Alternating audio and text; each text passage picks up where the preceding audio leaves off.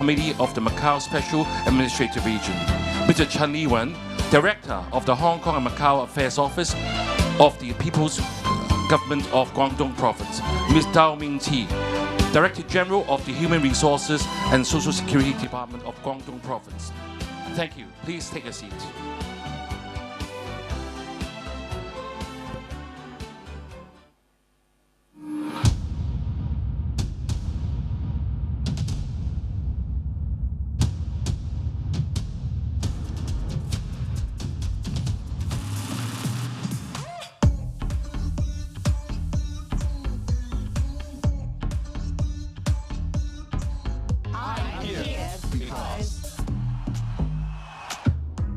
Because Hong Kong is a global financial hub with lots of investment opportunities and a very strong regulatory framework.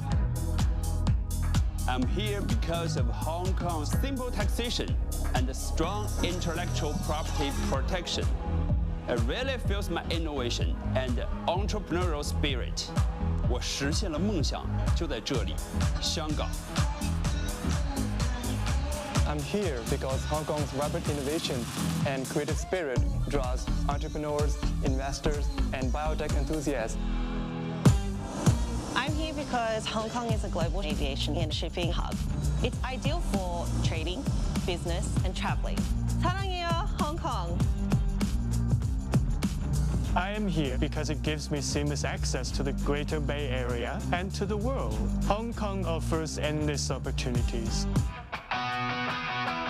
I'm here because of the top-notch educational and medical facilities. My family love it here. ខ្ញុំចូលចិត្តអ្វីគ្រប់យ៉ាងនៅ Hong Kong. I'm here because mega events happen here all year round. The dynamic art scene inspires my creativity. 我爱这个有活力的城市，香港。I am here because I can enjoy all the conveniences of a city and in just a few minutes be walking in the countryside. I'm here because Hong Kong is an international melting pot. It's a slam dunk of new opportunities without language barriers. And the food here is fantastic. My first Cantonese word, homemade.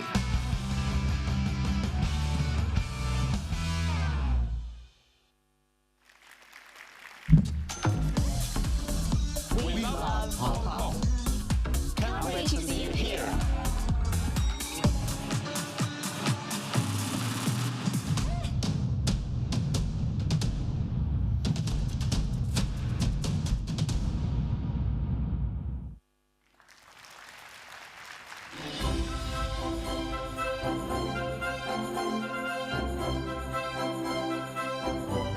Ladies and gentlemen, good morning.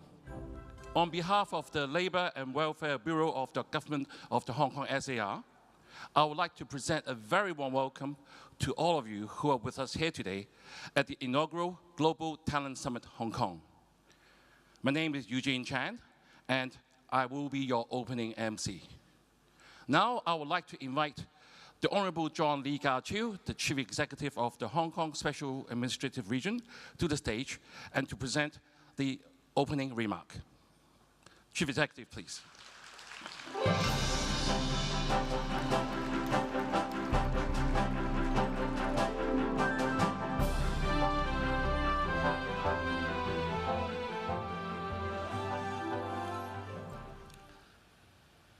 Honorable Minister Wang Xiaoping of the Ministry of Human Resources and Social Security, Director General Chen Liwen of the Guangdong Provincial Government, Director General Du Mingqi of the Guangdong Provincial Government, Secretary General Zhao Zhuangxing of the Talent Development Committee of the Macau SAR Government, distinguished guests, ladies and gentlemen, welcome to Hong Kong and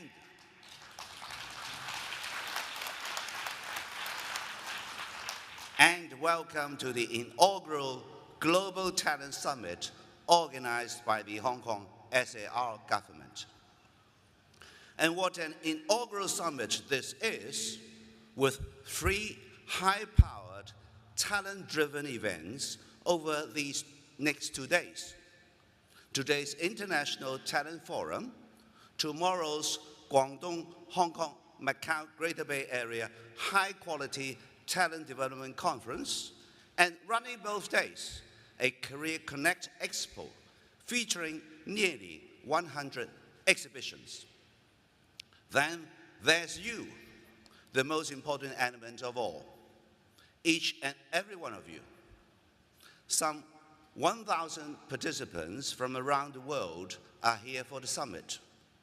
More than 2,500 others have registered for online participation, and Hong Kong is at the very heart of it all.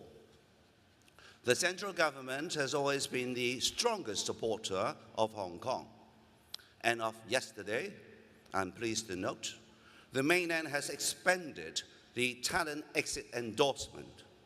That means mainland professionals in scientific research, education, healthcare, legal practice, and other areas from Beijing, Shanghai, and 9 Greater Bay Area cities can travel to and from Hong Kong multi-times within the validity period of their exit endorsement. The new policy will make it more convenient for mainland professionals to travel to Hong Kong. It will also promote professional exchanges and reinforce Hong Kong's role as the country's international talent hub and gateway for Greater Bay Area professionals. My thanks to the Ministry of Human Resources and Social Security for its continuing support. My thanks to Minister Wang Xiaoping for leading a delegation to the Global Talent Summit. Why is talent significant to economic growth? Talent is the prime resource and driving force that boosts economic development and competitiveness. Strategic professionals generate the innovative ideas that lead to new and improved products, services, and technologies. Talent is also driven by hunger for personal growth, to excel in their fields and push the boundaries of their abilities. These elements are key factors in success, not just for professionals and their industries, but more important, the success of the overall economy. With much of the world working to revive economic growth in the post-pandemic global economy and amid rising geopolitical tensions, the search for talent has become a global phenomenon and a continuous challenge. Why Hong Kong? Why relocate here? Because Hong Kong is where talent gets to thrive and grow in a world-class economy, in Asia's world city. Thanks to our one country, two systems principle, Hong Kong is bestowed with prime business prospects and far-reaching promise. Hong Kong is the only place in the world where the global advantage and China advantage come together in a single city. We have the foundation well in place to succeed. Hong Kong's institutional strengths include a world-class business environment, a simple and low-tax system, a highly open and internationalized market, and the free flow of information, capital, goods, and people. These strengths are buttressed by the rule of law and the long-standing common law system, which is similar to that practiced in many major international financial centers around the world. Alongside our international financial and trade prowess, we are emerging as an innovation and technology hub and cultural metropolis. Hong Kong was ranked first in Asia, second globally, among the world's top 100 emerging startup ecosystems, according to the latest Global Startup Ecosystem Report. Hong Kong, let me add, is much more than a city of businesses and skyscrapers. we have long been one of Asia's most livable cities. For newcomers, communication is never a problem. We have always been a bilingual community, a city where English and Chinese are official languages. It will only become even more multilingual as Hong Kong continues to thrive as an East meets West center for cultural exchange. Hong Kong is a splendid and diverse mix of Eastern and Western cultures, home to world-class arts and sports events. Hong Kong is also blessed with natural beauty. Some 40% of our territory is given over to country parks with endless hiking trails, stunning beaches, and even a UNESCO global geopark. And our location at the heart of Asia means you can get anywhere in good time. It helps too that we are an international aviation hub. Our healthcare services are world-class in quality, efficiency, and reliability. Hong Kong is also among the world's safest cities. In Hong Kong, you don't just get world-class work opportunities, you get a satisfying life too. Yes, choosing to relocate to Hong Kong on your own or with your loved ones is a big decision. But I'm here to tell you that this is the place where you can work hard, play hard, and enjoy hard. The Hong Kong SAR government invests heavily in attracting, developing, and retaining talent. Hong Kong is the only Asian city with as many as 5 universities in the world's top 100. And let me add, Hong Kong's universities are home to some of the world's top 10 schools, covering such disciplines as dentistry, nursing, education, data science, and AI, according to the latest QS World University Rankings. No less important, our doors and our arms are wide open to talent from all over the world. Since launching a series of talent admission programs at the end of 2022, we have welcomed more than 120,000 talents from around the world, talents who have settled in Hong Kong. Many more will follow. Of that, I'm confident. While the government is taking the lead to attract companies and talented individuals to Hong Kong, the private sector has an important role to play in strengthening our talent base. In this regard, I wish to invite you all to pay tribute to the late Professor Tang Xiao-O 教授, Professor Tang Xiao-O. Professor Tang was a distinguished leader in our business. He's also a distinguished leader in our business community as well, and was a member of my Council of Advisors. He had tendered valuable advice to me in the areas of innovation and entrepreneurship, and his untimely passing was indeed a loss for Hong Kong. A computer scientist and a pioneer in the field of AI, he was among the first few in promoting the commercialization of R&D outcomes in Hong Kong. Some of his outstanding achievements include the founding of the Chinese University of Hong Kong's Lab, and of course, the founding of Hong Kong's first homegrown unicorn to be listed on our very own stock exchange.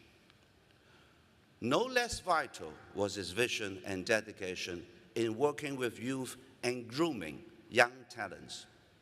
He mentioned numerous ideas and mentored numerous outstanding AI talents here in Hong Kong and on the mainland. Professor Tang's vision, determination, and leadership will continue to inspire us all. For the business leaders and educators among us today, we need you. If we are to nurture, attract, and inspire talent, if we are to take full advantage of the flourishing future here for Hong Kong and for everyone, we need your full support.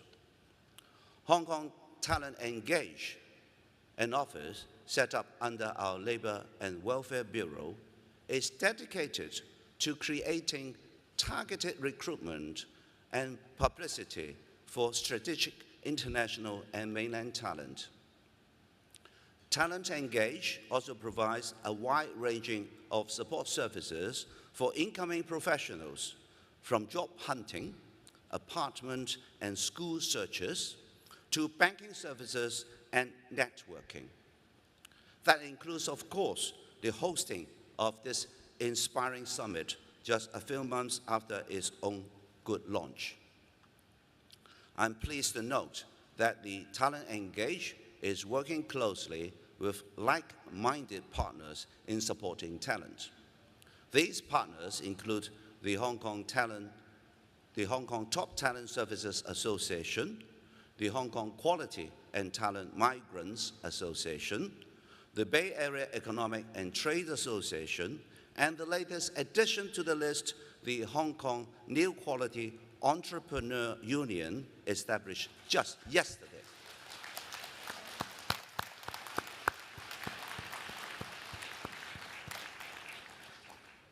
My thanks to the Human Resources and Social Security Department of the Guangdong Province, as well as the Hong Kong and Macau Affairs Office of Guangdong Province and the Talent Development Committee of the Macau SAR government. They are with us today and are also the organizers of tomorrow's Greater Bay Area Conference, the second edition, following last year's inaugural event in Guangzhou. Ladies and gentlemen, I wish you all the best of business at the Global Talent Summit, and do take full advantage of your stay with us in Hong Kong. Embrace a wide ranging of museums, galleries, hiking trails, and beaches.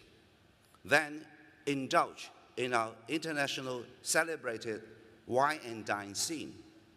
This is how you can play hard after working hard in the conferences, and also spend hard in this gourmet city and shopping paradise. Enjoy the summit and all that's on offer in Hong Kong. Thank you. Thank you, Chief Executive. Please take a seat. Ms. Wang Xiaoping, Minister of Human Resources and Social Security of the People's Republic of China, will give us a special address. Let's welcome Ms. Wang. 有请王部长。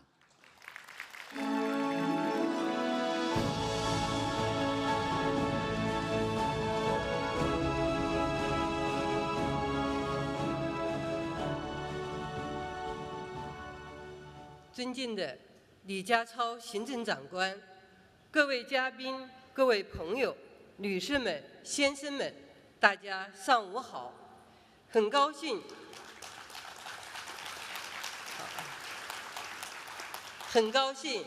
应李家超行政长官的邀请，来到美丽的湘江之畔，出席这次香港全球人才高峰会。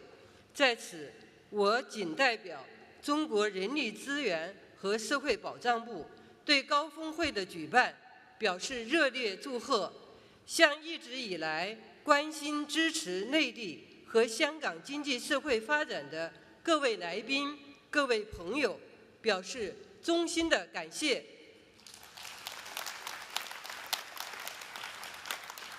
刚才，香港特区行政长官李家超先生做了热情洋溢的致辞，向海内外各行各业的优秀人才发出了来自东方明珠的诚挚邀请，充分展现了特区政府放眼世界、海纳百川的态度和气魄。近年来，在习近平主席关心推动、中央政府的全力支持和香港各界的共同努力下，香港牢牢把握祖国内地改革开放和现代化建设的重大机遇，充分发挥一国两制制度优势，积极履行维护国家安全宪制责任，有效落实爱国者治港的根本原则，开启了香港由治及兴的新篇章。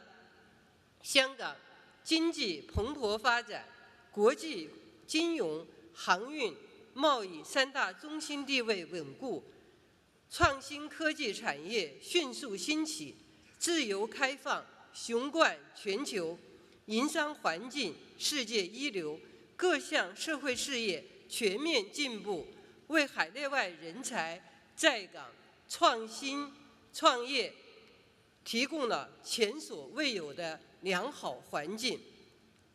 在李家超行政长官带领下，特区政府紧扣发展这一第一要务，面向全球筑巢引凤，成立专门的人才服务机构，密集出台一系列含金量十足的引才计划，为各类人才迁岗、支岗、留岗提供全方位制度安排和政策保障，为香港发展注入了新的动力和活力。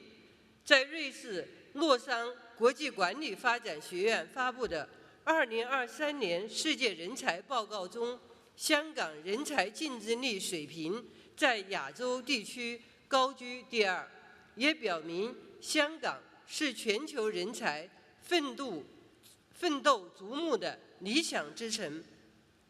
女士们、先生们、朋友们，人才是经济社会发展的第一资源。习近平主席从实现中华民族伟大复兴的全局，深刻阐释了人才在推进现代化建设中的基础性、战略性支撑作用，对加快建设人才强国作出重大部署，明确提出聚天下英才而用之。近年来，中国政府持续深化人才发展体制机制改革，实施更加积极、更加开放、更加有效的人才政策，近悦远来的引才用才格局进一步形成。中国拥有世界上最大规模的人才资源，专业技术人才超过8000万，技能人才超过2亿，人力资源素质不断提升，接受高等教育的人口2.4亿，新增劳动力平均受教育年限14年，人才国际竞争优势稳步增强，研发人员总量和国际专利申请居世界首位。中国正在成为创新人才高度集聚、创新要素高度整合、创新活动高度活跃的全球人才高地，这也为支持香港打造国际人才新高地提供了坚实基础。中央政府十分重视香港在人才领域发挥的重要作用，全力支持香港同世界各地开展更广泛、更紧密的交流合作，吸引满怀梦想的创业者来港施展财富、施展抱负，特别是赋予粤港澳大湾区一点两地及新发展格局的战略支点、高质量发展的示范地、中国式现代化的引领地的战略地位，支持建设粤港澳高水平人才高地，吸引全球高层次创新人才、企业和科研机构集聚，带动湾区加快融入全球创新网络。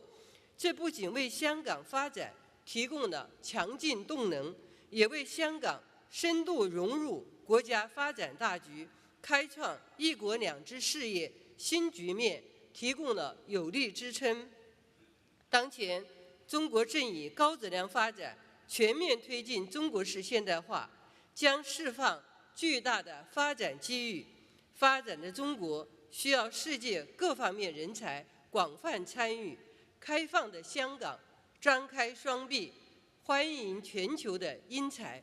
人力资源社会保障部将围绕以人口高质量发展支撑中国式现代化，聚焦建设现代化产业体系和发展新质生产力，加大高素质创新型技术技能人才培养力度，构建具有国际竞争力的人才引进使用机制，推进高水平人才高地和吸引集聚人才平台建设，加快塑造现代化人力资源，同时推进粤港澳大湾区人才一体化发展，探索实行国际化的就业和社会保障政策，打造资源集聚的创新创业载体，促进公共服务便利融通，支持香港以更加优越的营商环境和干事创业的发展环境，引进人才、留住人才、用好人才，为香港的繁荣发展开拓新空间，增添新动能。女士们、先生们、朋友们，今天的中国已成为各方人才大有可为、大有作为的热土。今天的香港更是迎来了全力拼经济、谋发展的最好时期。站在新的起点上，我们愿与特区政府共同努力，为香港发展经济和改善民生夯实人才基础，续写“一国两制”新篇章，共创狮子山下新传奇。风正时际，自当破浪前行。我们相信，特区政府一定会继续用好背靠祖国、联通世界的独特优势，做好发挥自身所长、对接国家所需这篇大文章，吸引更多海内外英才在港大展宏图、兴业乐业，为建设更加美好的香港增智赋能，开创高质量发展新局面。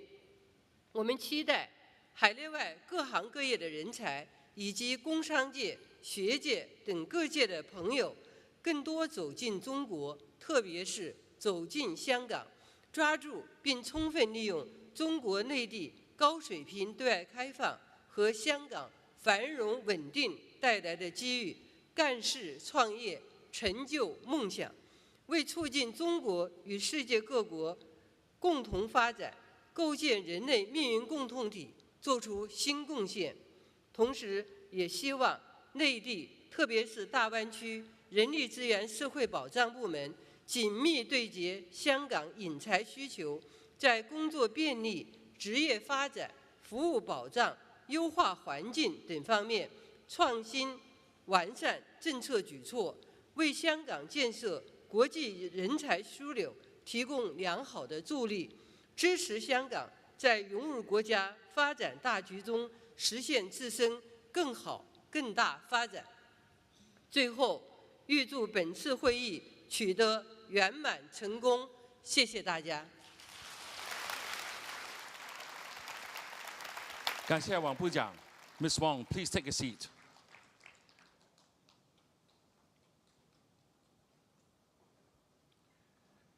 Today's inaugural Global Talent Summit in Hong Kong is only made possible with the staunch support from our partners and exhibitors. On behalf of the organizer, we would like to thank our strategic partners, Hong Kong Institute of Human Resource Management, 同道礼聘 LinkedIn. Special thanks also go to our exhibitors who are here today to offer their holistic support to talents from around the world. May I now invite government officials and speakers to come to the stage and take a group photo, please. Thank you. Mr. Matthew Gallup, Managing Director, Connected Group.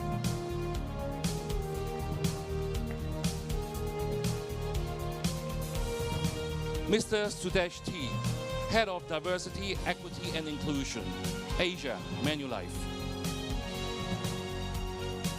Ms. Fiona Ang, Managing Director, Asia Pacific LinkedIn.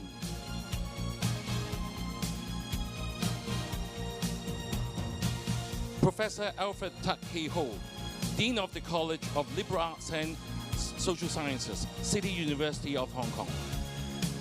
Professor David Cardwell, Pro Vice Chancellor for Strategic and Planning, University of Cambridge.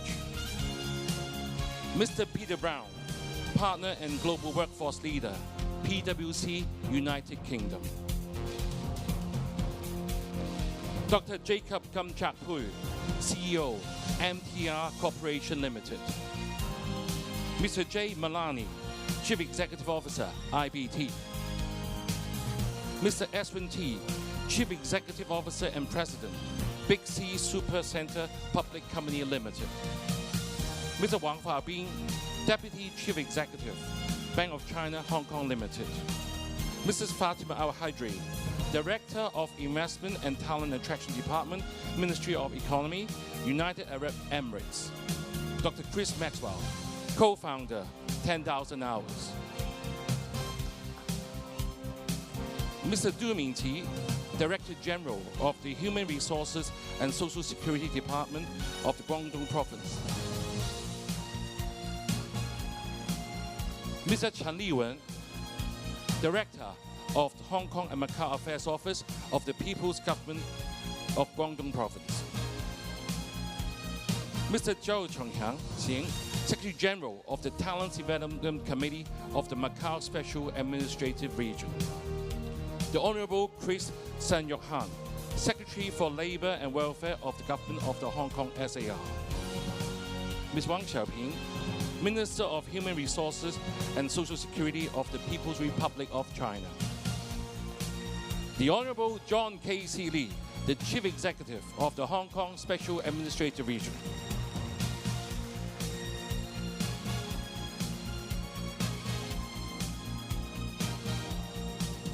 Now it's time for our media friends to capture this memorable moment.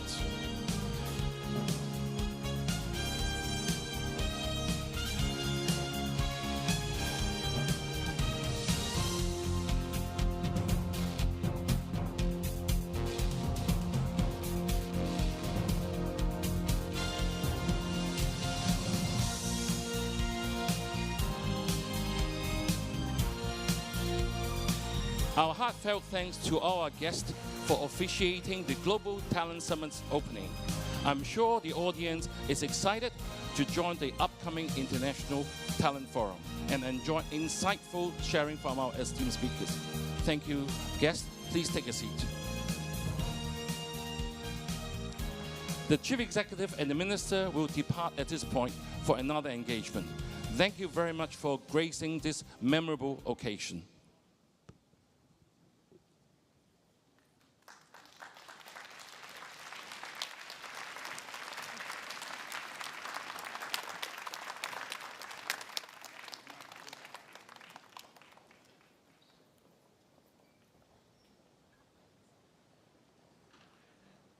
It's my pleasure to be with you all, witnessing the inaugural Global Talent Summit taking place in Hong Kong, showcasing Hong Kong's distinctive advantages and the charm as an international talent hub to the world. Now I would like to pass the floor to Patricia Young, who will be your MC for the rest of the day. Thank you.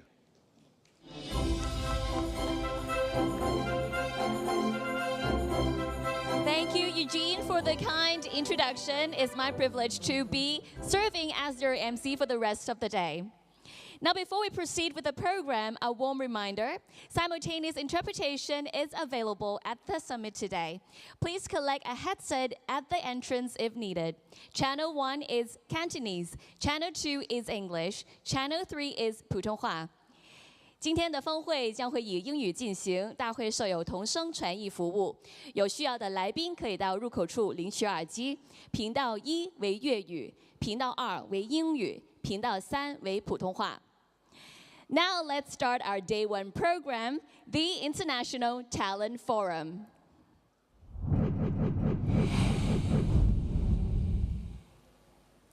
The first keynote speech is titled Access to Global Talent, Empowering Economic Success. Before inviting our speaker onto the stage, let's watch the following video together.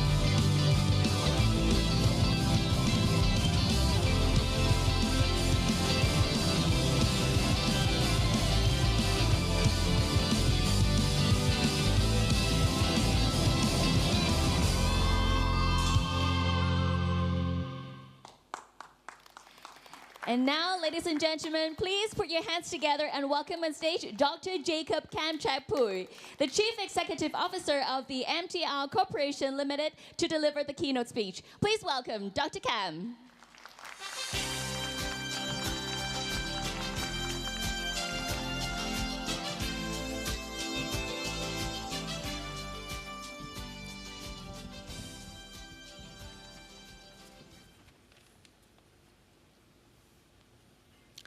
The Secretary for Labour and Welfare, Mr. Chris Sun, Director of Hong Kong Talent Engage, Mr. Anthony Lau, distinguished guests, ladies and gentlemen, good morning.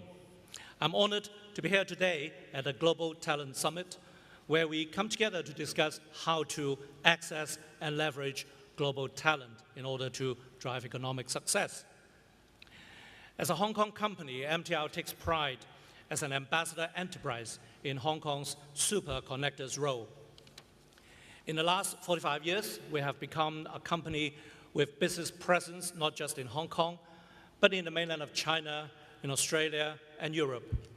We have seen the benefits of having access to a global talent pool. We remained committed to attracting global talent, fostering community development, and thereby driving economic growth. In the next 15 minutes or so, I'll share with you MTR's experience in growing our talents. In 1979, the first MTR line started its service in Hong Kong. Since then, we have been striving to grow the communities that we serve with caring, innovative, and sustainable services. Our purpose, to keep cities moving, is not only about mobility, but also about supporting Hong Kong and the cities we serve to make advancements, to grow, and to continue to improve our urban lifestyles. This is also the guiding star for our talent development.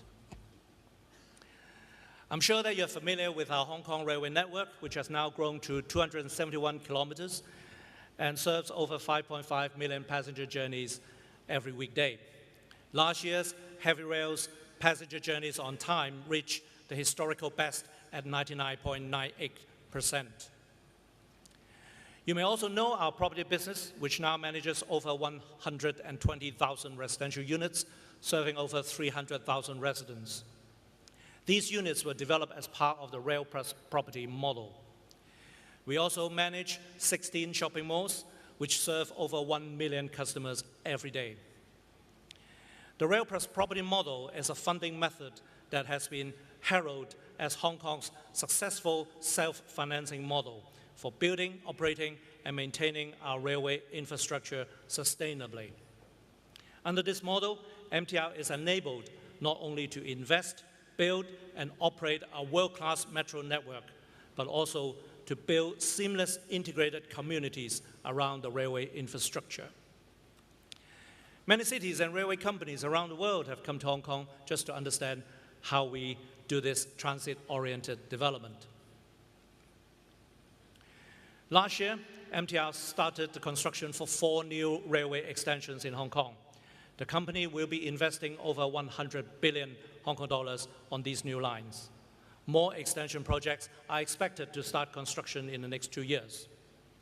These railway projects will support the continuous development of Hong Kong and the growth of our city's economy. What you may not be aware are our businesses in the mainland of China and around the world. Today, we operate railway services in the mainland and in Macau, the United Kingdom, Australia, and Sweden, managing a total of over 2,000 kilometers of railway lines outside of Hong Kong. For example, we invested and built 5 lines in Beijing, and we now operate about 20% of the Beijing metro network. Under service contracts, we operate the whole of Melbourne City's 430 kilometers of metro network, and we operate London's Elizabeth Line, the line named after the Queen. The key to our successes in Hong Kong and globally is our people. The empowerment and development of our global talents helps us to stay on top of the rapidly changing world and to seize the opportunities such as the Northern Metropolis in Hong Kong, the global digital economy, and the rise of smart technology and generative AI. You can see in our transformation business strategy, people and talents are the key enablers for what we want to achieve. For innovation and technology, we not only develop our own people, but also collaborate with academia, research institutions, and invest in startup companies in Hong Kong and around the world. We hope that by investing in our own people and in talents elsewhere, MTR and Hong Kong will be benefited by the results of their hard work. These national and international involvement will further enhance Hong Kong's role as a super connector and also attract talents for Hong Kong. To sustain our success, MTR continues to recruit colleagues from all types of background, and we continue to develop as a multidisciplinary organization. Even just last year, we recruited around 3,000 people in Hong Kong and globally, including mainland, to join our Hong Kong businesses. These new staff will include people from ethnic diverse communities and people with disabilities. As at the end of 2023, MTR Group of companies employed over 17,000 staff in Hong Kong and over 35,000 staff outside of Hong Kong, making a total of more than 52,000 staff worldwide. With our new extension projects, we expect to mobilize over 1,500 staff, including new joiners in MTR, and will create tens of thousands of job opportunities for the construction industry in Hong Kong. In MTR, we emphasize the importance of the transfer of knowledge from one generation to the next. 45 years ago, where there were very few metro experts in Hong Kong, we imported talents from UK and other places and started training our own.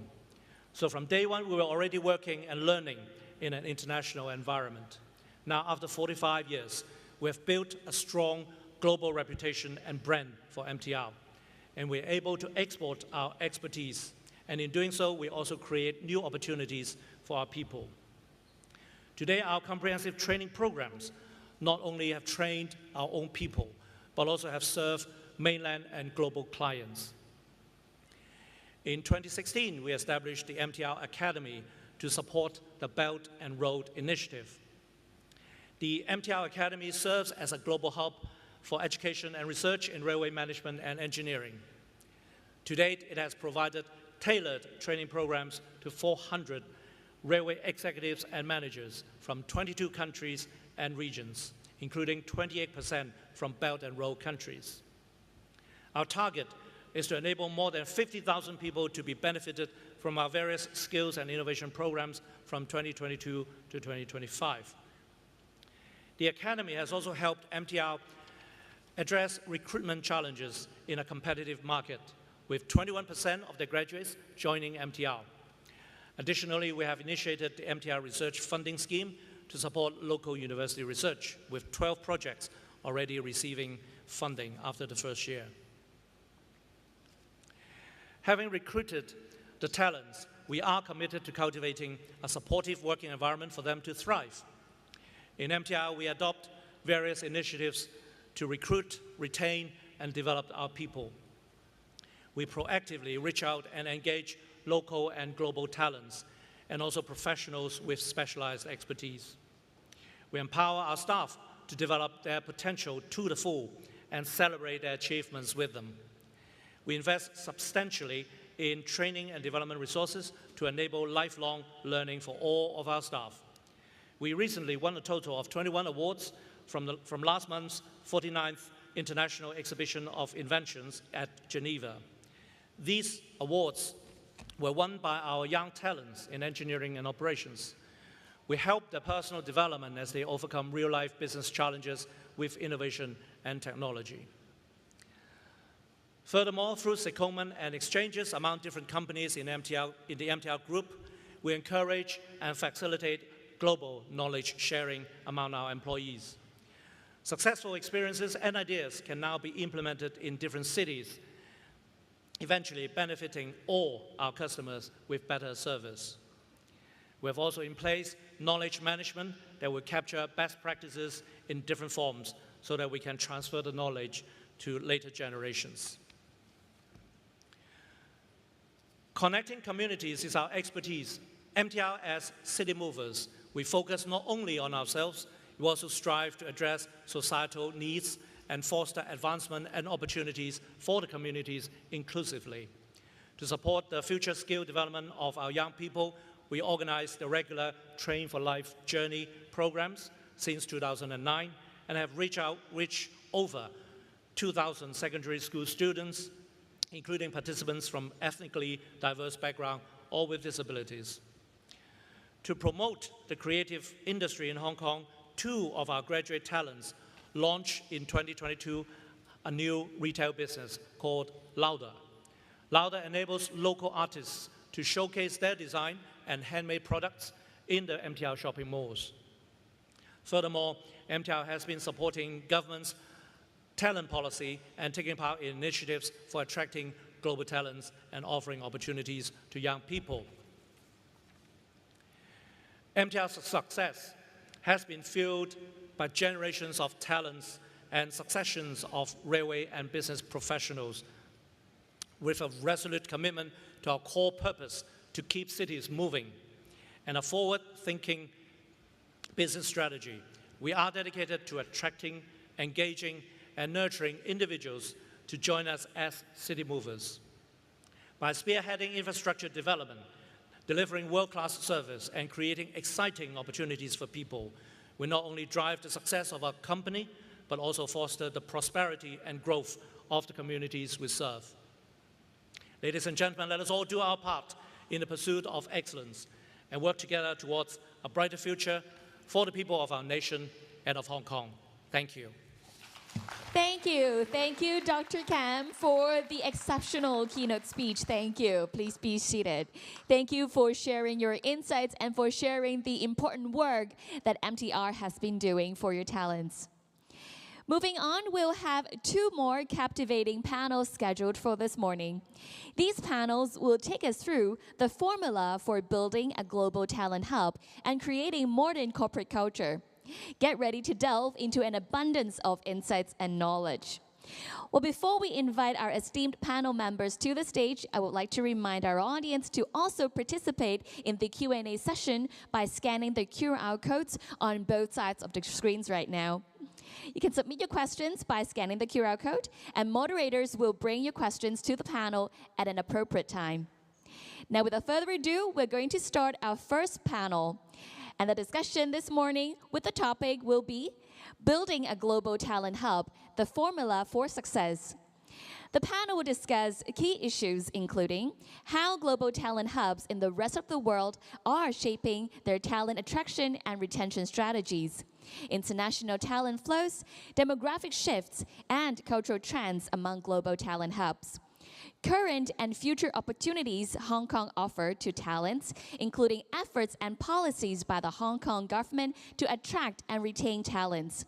Insights from global counterparts, best practices, and strategies for Hong Kong's talent ecosystem. At this panel, we're delighted to have the following experts with us. Please welcome Ms. Fion Ang, Managing Director, Asia Pacific, LinkedIn. Please welcome.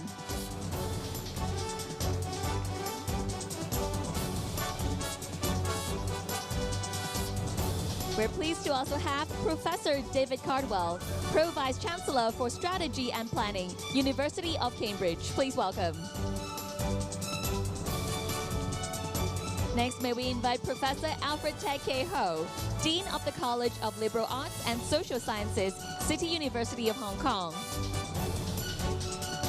And moderating this panel for us is Mr. Matthew Golub, Managing Director, Connected Group. Please welcome.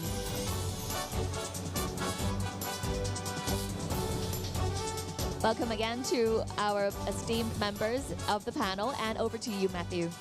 Thank you very much. Thank you all for being here. As has been introduced, this panel is about the formula for success. And we've already heard from Chief Executive and Dr. Kam that an inflow of diverse talents is key to sustainable economic growth and success, which is a globally recognized formula. So with stiff competition worldwide, how do metropolitan cities maintain their status as global talent hubs? That's going to be one of the things that we're going to be discussing. And we'll also look at the critical elements and strategies necessary for cultivating and maintaining a global talent hub. And then we zoom into how Hong Kong can continue to evolve its approach by leveraging its unique advantages and benchmarking best practices. So our panelists today, I'm just going to briefly introduce. We have Fion Ang, who's the Managing Director, Asia Pacific for LinkedIn, based in Singapore, where she leads the company's business strategy throughout the region. So her role drives LinkedIn's vision of creating economic opportunity for every member of the global workforce in the APAC region. And to achieve this, LinkedIn has developed the Economic Graph, a digital representation of the world's economy, and provides valuable insights to businesses and policy leaders into trends like talent migration, hiring rates, and in-demand skills by region. So very relevant to us here today. We have Professor Alfred Ho, who is the Dean of the College of Liberal Arts and Social Sciences at City University of Hong Kong. He recently established the Policy Lab for Hong Kong Talent Development, exploring what policies and cross-sectoral action may help Hong Kong continue to attract and retain global talents. And he's also a member of the Chief Executive's Policy Unit Expert Group in Hong Kong, providing extra expert views and new ideas to the CEPU concerning various topics related to Hong Kong. And last but not least, Professor David Cardwell, who is the Pro-Vice Chancellor for Strategy and Planning at the University of Cambridge, based in the UK. Until recently, he was also a distinguished visiting professor at the University of Hong Kong. He's been to Hong Kong many times and has worked in China as well. And additionally, his involvement as a member of the Hong Kong government's University Grants Committee highlights his significant contribution to shaping higher education policy and strategy internationally and in Hong Kong. So thank you very much to our esteemed panelists. And myself, I'm the Managing Director of Connected Group, which is an executive recruitment and search business. I've been in that sector for 27 years, 23 of those based out of Hong Kong, working across the region with a team of 60, so we cover quite a wide range of industries and functions to give insight into different sectors. So without further ado, let's get these talented individuals involved in a discussion around this topic. So the first question is about some of the trends that we see at a more macro level. So how do demographic shifts, cultural trends impact both the global and Hong Kong talent pipelines?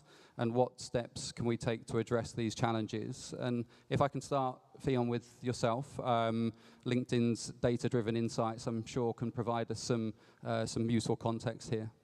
Yeah, thank you for having me. Well, I think many people in the audience would have heard of this word AI. Yeah?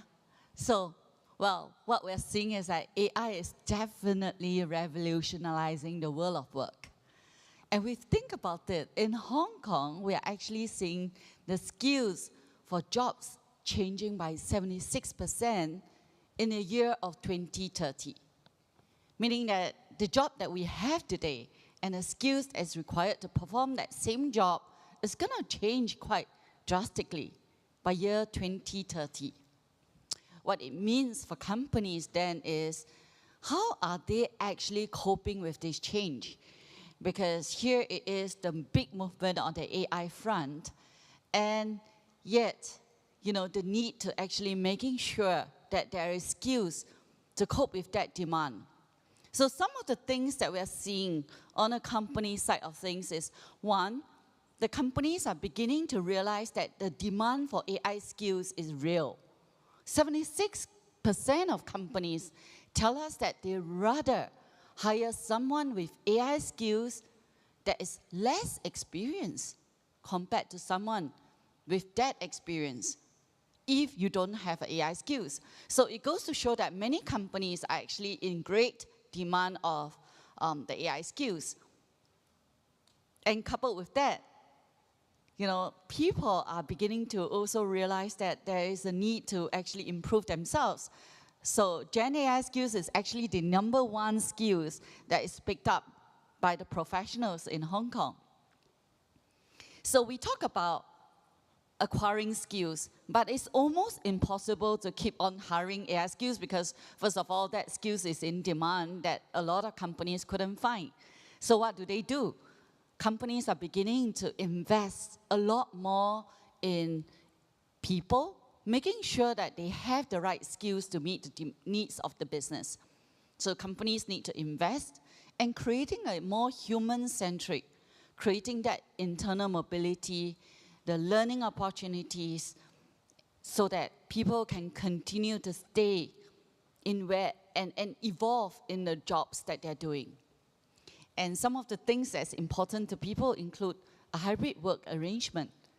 People are asking for that, and that's very real.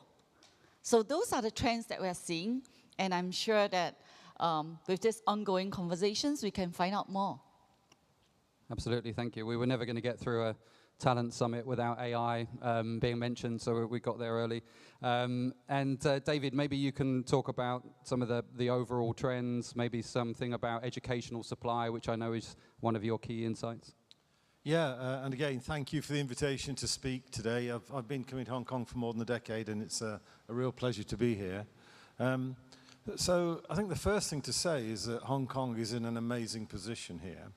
And the chief executive mentioned that there are 5 top 100 world-leading universities in Hong Kong. Hong Kong has 0.1% of the world's population. In terms of quality of universities compared to per capita, Hong Kong is punching 50 times above its weight. And show me another country in the world where you get that kind of leverage. It's pretty extraordinary. But my view is that it's not just about universities. I think this is a holistic way, or should be an holistic way, of developing talent. And that talent doesn't begin when students enter university. It starts at primary school.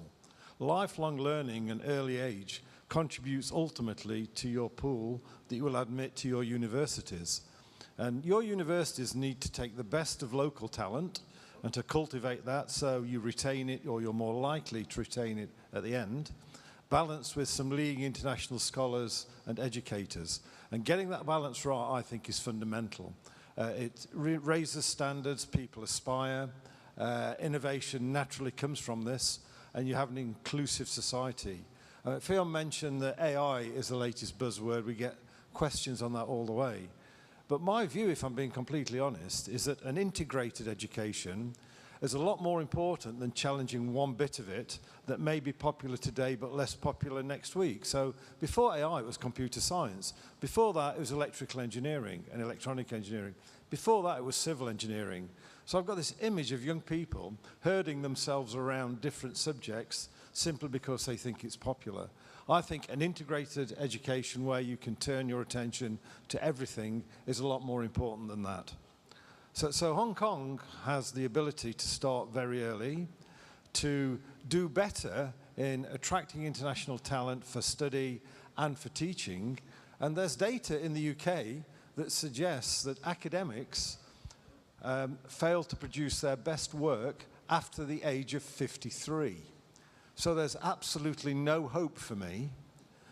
So if I wanted to invest in a world-leading educational and technical economy like Hong Kong, I'd be plowing my resources into young people who can change the world, young people who can transform research and education, young people who, quite frankly, have got some serious problems to address.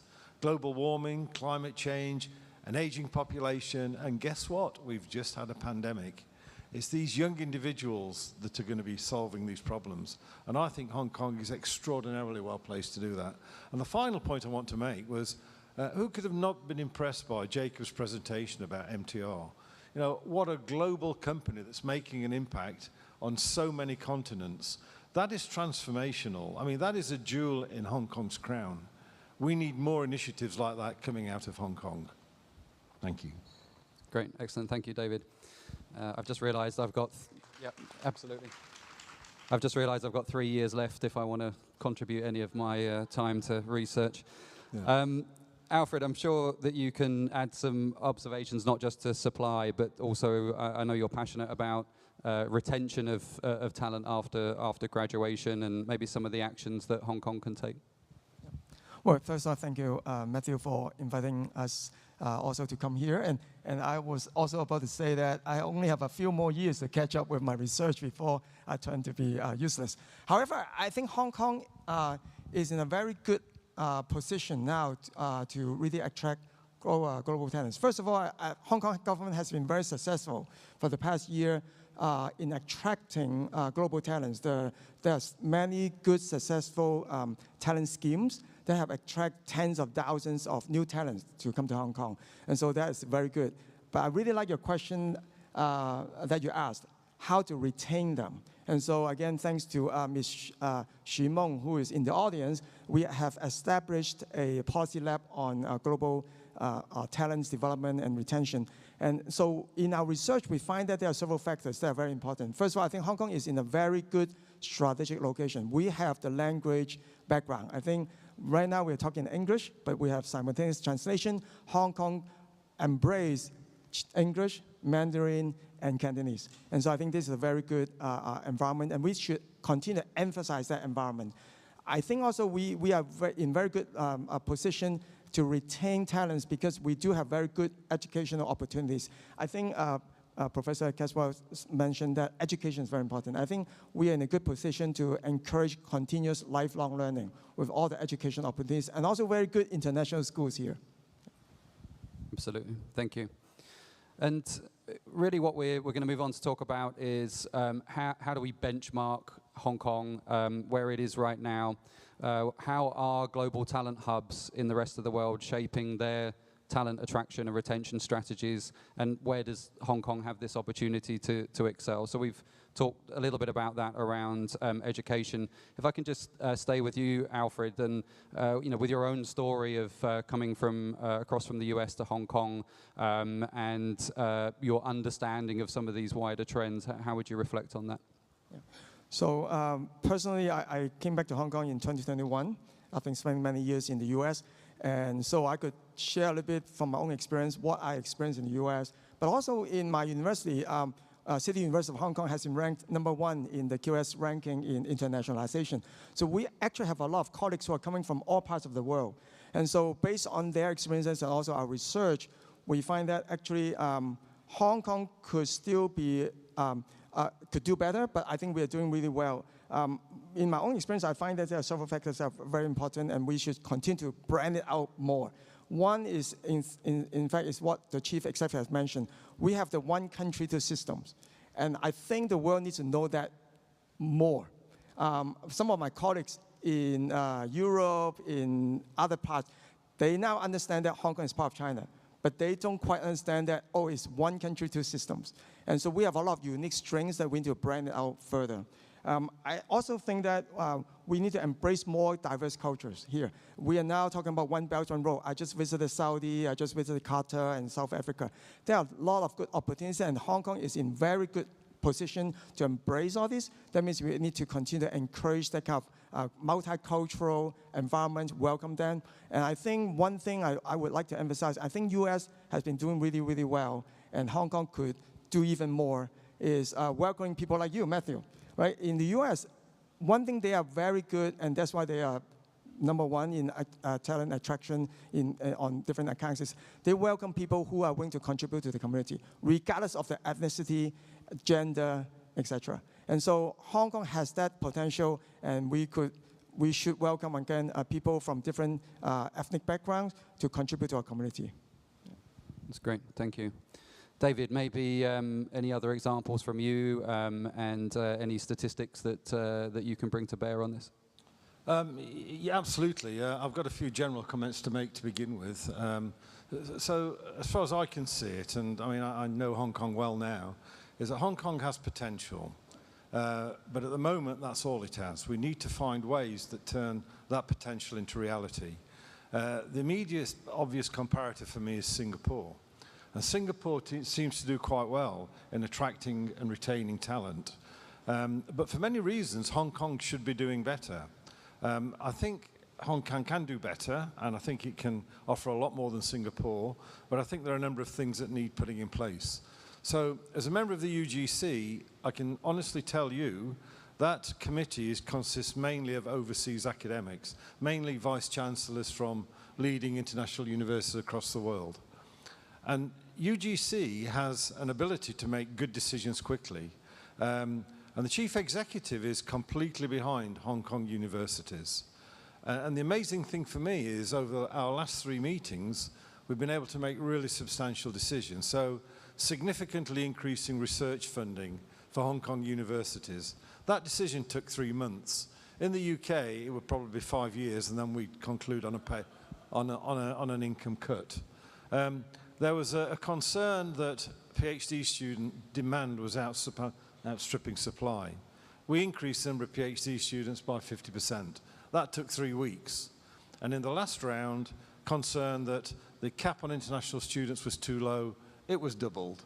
So I get back to the UK mildly depressed that Hong Kong can make extremely good decisions, and everything the chief executive said, those policies are being implemented, and that's how you realize your potential. But if you look at PhD students, for example, they're in decline in the rest of the world. In Cambridge, we're struggling just to maintain our numbers. In Southeast Asia, in Hong Kong in particular, there's huge demand for PhD students. Now, that's an opportunity that you've got now that you need to take advantage of. But one of the things that you need to do is not just to take more PhD students, but to look at the infrastructure. We don't want to overload young academics with 10 or 11 PhD students. Nobody wins. It's in nobody's best interest. So we need to think about infrastructure as well as numbers. But these opportunities change globally, and they change with time. Hong Kong has a massive opportunity now with PhD students. And I think the final thing I want to say is that in order to attract good students from outside and good faculty, Hong Kong, I would suggest, would be better if its universities paired up and worked in some synergistic way to address specific targets. So, for example, we could have Hong Kong U and Hong Kong University of Science and Technology, great pairing. We could have Baptist University and Poly U. We could have City U and Chinese U, all working collectively to consistently develop potential markets in the US, Europe, and Australasia. And if we could do something like that, Hong Kong's fortunes could change overnight. You know, the UK Premier League, the Indian Cricket League, is very high profile amongst many young people who want to come to Hong Kong. So we use those marketing opportunities. So I think there's a lot more that can be done. We're going to need to think radically, but a lot of it's about taking advantage of the opportunities that present themselves now and not what you think they might be in the future. That's great. Thank you, David. Great insights. And Fionn, looking across the region, I guess is your purview. You see a lot of this data about how different organizations are reacting to the talent challenges that they face. What do you see as the trends within that, and how do you see Hong Kong operating within the region? Yeah, coming to your question about the Global Talent Hub, it's interesting that when you look at attracting and retaining talent, it is always how the government, companies, the talent, education institutions are working together in order to make it a talent hub, in order to make it an attractive place. So the government policy that is in place to help encourage the upskilling, identifying what are the needs out there, and making sure that funds are available, skills upgrade is available for its people. When it comes to companies, I talk about how companies need to be aware. What does it take to retain your people? Dr. Jacob Kam talks about that in his speech, where he talks about talent retention involves internal mobility, creating opportunities for their people. Wage increase definitely is one thing that people are looking for. And the third one is flexibility, work-life balance. That's what young people are looking for. They don't just talk about work, they talk about that purpose of the company. So that clarity where companies can offer to people is going to help retain. And lastly, institutions, the role of education sector to help make sure that opportunities are given to people to grow and be able to land a job. So we work with many, in Singapore, in India, across the board. Actually, we create all these opportunities. LinkedIn has been very involved, working with the several governments and companies as well. That's great. Thank you. And can I just stick with you for this next question? So we want to look at what the current future opportunities that Hong Kong has that it can offer talents, including the efforts and the policies that we see by the government to attract and retain professionals. And so with you having that wider view, looking at how LinkedIn works maybe with other governments to provide upskilling, how they can attract and retain talent, what would you draw from any data points that you can point to for us? Yeah, maybe I'll just start with a story, not, like in terms of the latest arrangement that we have with the Indonesia government. The Indonesia government appointed LinkedIn as the learning platform to actually help upgrade their state-owned enterprises, 1 million talent, 1 million workers, to help transform them in terms of their skills. So if you look at some of the initiatives across the board, be it from Singapore, Indonesia, or even India, we work with the UN in India, UN Women, to actually help upgrade their skills of women in India so that they can actually contribute to the workforce. So some of this, you would see that there's a lot of initiative that's being pushed out by several governments because they realize that it's no longer about the jobs, it's about the skills of the people. So if you, as I mentioned earlier, throughout the countries, skills is going to be in great demand. Like I mentioned, in Hong Kong, 76% of the skills is going to change. So if based on that stats, you will realize that if the people are not constantly upgrading their skills, the jobs is going to change. So how do we make sure that they have the jobs that is available for them so that they can continue to pursue and grow in their professional or in their career? Absolutely, thank you. And David, maybe at a GBA level, sort of looking at that unique situation that Hong Kong has, what do you see as the talent in southern China that could be a driving force for us? Any specific industry areas? So I think this is a game changer for Hong Kong. Nowhere on the globe do you have the potential that Hong Kong has. I mean, Hong Kong is now a part of China. You've got that enormous resource, but in particular the geographical location, excellence in terms of universities in Hong Kong, all localized in a very small area. I mean, you could argue Singapore has something similar, but not quite so many universities. You've got Macau with established universities there, Guangzhou as well, and innovation. But for me, the real opportunity is Shenzhen. No world-leading universities in Shenzhen, but if you want to get something done commercially, technically, innovationally, there's probably nowhere better at the moment in the globe. Every time I go to Shenzhen, the building I marveled at during my last visit, I no longer marvel at because another building's been put in its way. So the rate at which Shenzhen is evolving, and I think if we can take elements of those different areas and put them together, that gives us an educational and innovation advantage. So it's not about getting Hong Kong to compete with Shenzhen or Macau or Guangzhou. It's about cherry picking where the strengths are and working with those strengths. And already Hong Kong universities are opening campuses in Shenzhen, which is the best way to go. They have the reputation. And we've got to continue to build on that. We've got to communicate that. And it's got to be enabled by mobility, and the chief executive announced that that's exactly what's happening. It's going to be easier for leading academics and researchers, technologists and innovators to come and work in Hong Kong and vice versa. So remove the bureaucracy, and then in addition to that, financial incentives to make the whole much better than the sum of the parts. And it comes back to this potential word, but it is unique potential. There is nowhere else in the world where this could be achieved. If we can bring international partners in as well, for me, that would be the icing on the cake. We just need to find a better way to increase the international contingent of this extremely exciting, innovative thing that's about to unfold. It's going to be hard work, but we just need to think it through better. But, tremendously exciting, however you look at this. That's great. Thank you. Alfred, maybe just to close that question at a local policy level. So how do you see the current policies impacting the market? What do you think should be the ongoing focus for those to ensure sustained success?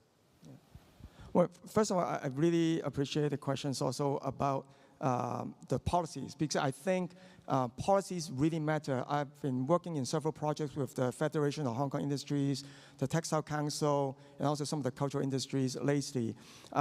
When I talk to some of the business people, leaders, they mentioned that we want to do more, like sustainable development, sustainable fashion, cultural industry, but they need the policies to move first.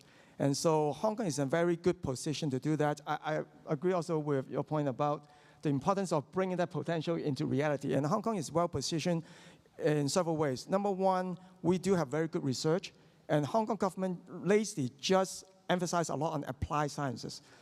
In my own university, in City University of Hong Kong, we just established something called Academy of Innovation. President Freddie Boy from Singapore initiated this in our university, emphasizing that it's important to bring the research into industries and focus on innovation and applied applications and sciences. And so we are working with industries, and with that, I think Hong Kong will be very good to bring the academic and the industry together.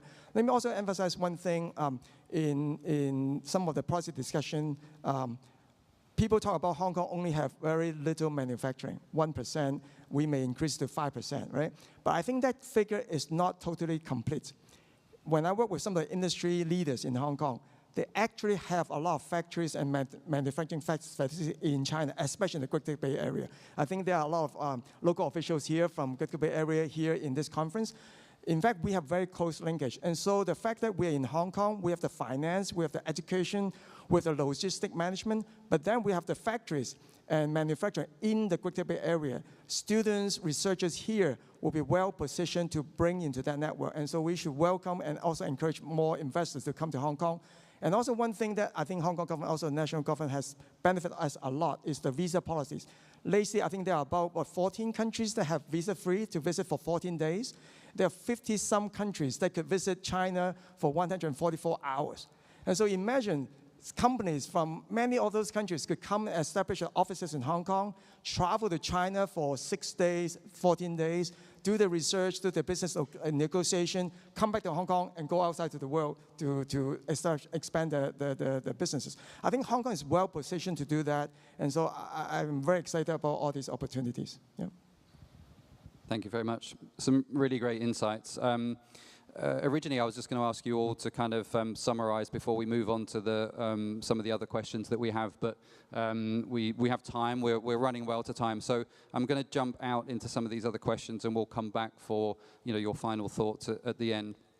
One of the questions that we have from the audience, and in my profession, this is a frustration that I hear a lot, is many overseas young, experienced professionals wish to search for job opportunities in Hong Kong, but don't speak Cantonese or Mandarin.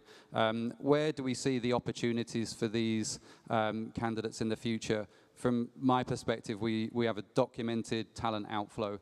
We have a declining workforce in terms of size because of aging population. That's common in developed countries. So surely, with a shrinking talent pool, we're going to have to look outside of those core language skills in order to meet the needs in Hong Kong. Alfred, I know this has sort of been something that you've touched on before. Maybe to you first. So first of all, I probably could say this since I'm a local Hong Kong, grew up in Hong Kong, I'm back in Hong Kong. I think this is something that we, the locals in Hong Kong, need to do better, in the sense that we need to embrace people with other language, cultural background more. And so the reality is that most Hong Kong students, young people especially, they're well trained in multiple languages, in English, in Mandarin, in Cantonese. And so for workers who are coming from other ethnicity, cultural background, who are not fluent in Cantonese, we need to embrace them and welcome them and work with them when they speak to us in Mandarin or English. That's okay. We could change channel, 轉台, anytime. 普通話, 廣東話, English, no problem, right? So this is our beauty, and so we need to embrace that work and living culture in Hong Kong. That's number one. I think the other side is also because of AI with technologies.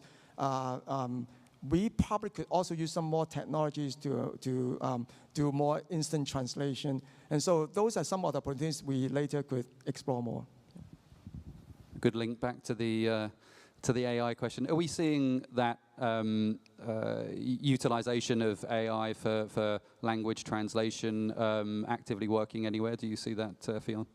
Well, definitely seeing AI working its way into the work. I think jobs used to be, people define their jobs in terms of the titles. But if you take a step back, job is really made up of multiple tasks. And the task that is cumulatively into this, defining this job, there is a lot of work being done to understand the autonomous, the repetitive, the ones that can be automated. Those are the areas that is going to be, that AI can actually work its way into the job itself. And, you know, interestingly, some of the top AI skills that is being seen is actually in creative writing, in communications.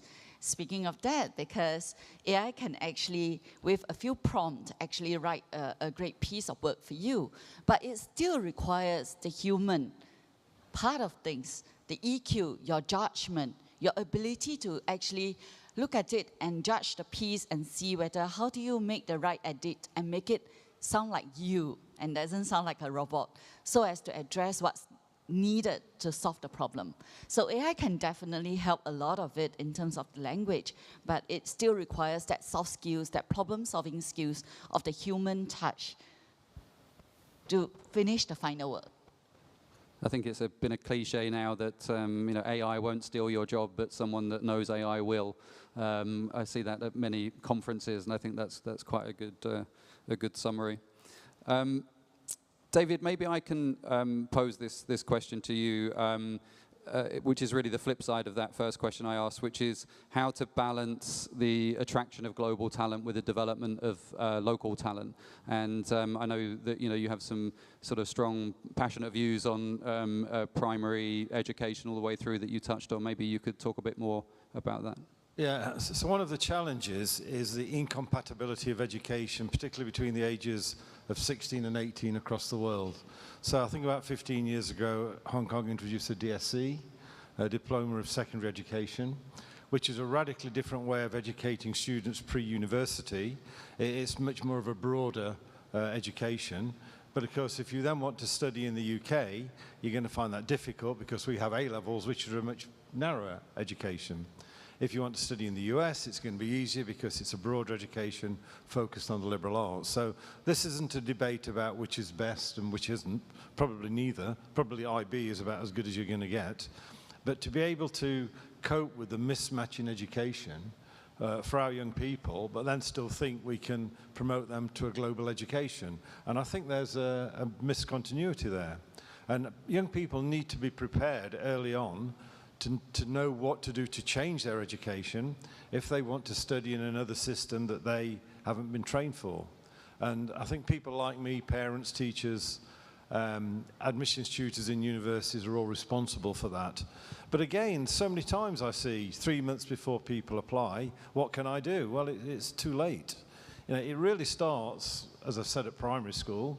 You know, young people are these empty vessels, they just want filling with knowledge. And our job is to keep that inquiring mind going. And then as they go through puberty and competition kicks in, to manage their mental well-being through that process. So by the time they get to 16, they've made fully informed decisions about the courses that are right for them. And many people say, I come to Hong Kong to get people to apply to Cambridge. That's absolutely not why I come to Hong Kong. I come here to help people, young people, make the best decisions for them. And when they've spoken to me, quite often, that is, they don't want to apply to Cambridge, and that's fine. But the notion that they don't need support until 3 months before they apply to university is the problem that we face and is the problem that we need to address.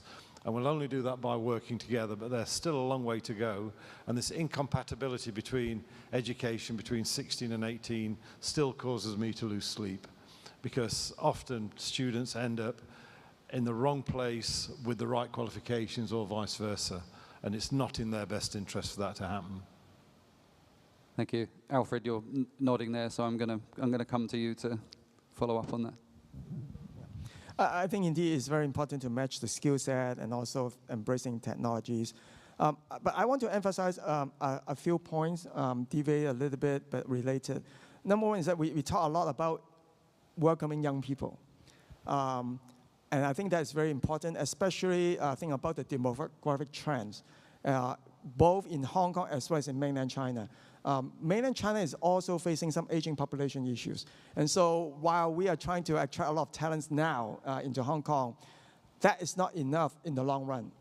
If you look at demographic trends in the world, the places that have growing population will be in the Middle East, in Africa, in a lot of the other developing economies. And so for Hong Kong to be striving in the long run, we need to embrace people who are very different from us. And so how we have that culture, embrace those young people to come to Hong Kong, give them a welcoming environment, despite the cultural worldview, ethnicity differences, and language differences is very important. And so with that, I think that's number one. We need to be more inclusive on that. But at the same time, we're going back to some of the earlier points about welcoming young people. I think it's also important for us to recognize that we are all getting older. I mean, many societies are getting older. And so how to actually also get the older generation to work with younger generations, to have that multi-generational mentoring is very important. We have some experiences that they don't have, and so we can help them. And also, I think from a longer perspective in terms of talent development as well as technology development, how we embrace what I call inclusive smart city is very important. Meaning that indeed there will be some population groups who may not be tech savvy. And we just need to embrace that. And so that means we still need human touch interaction to help them.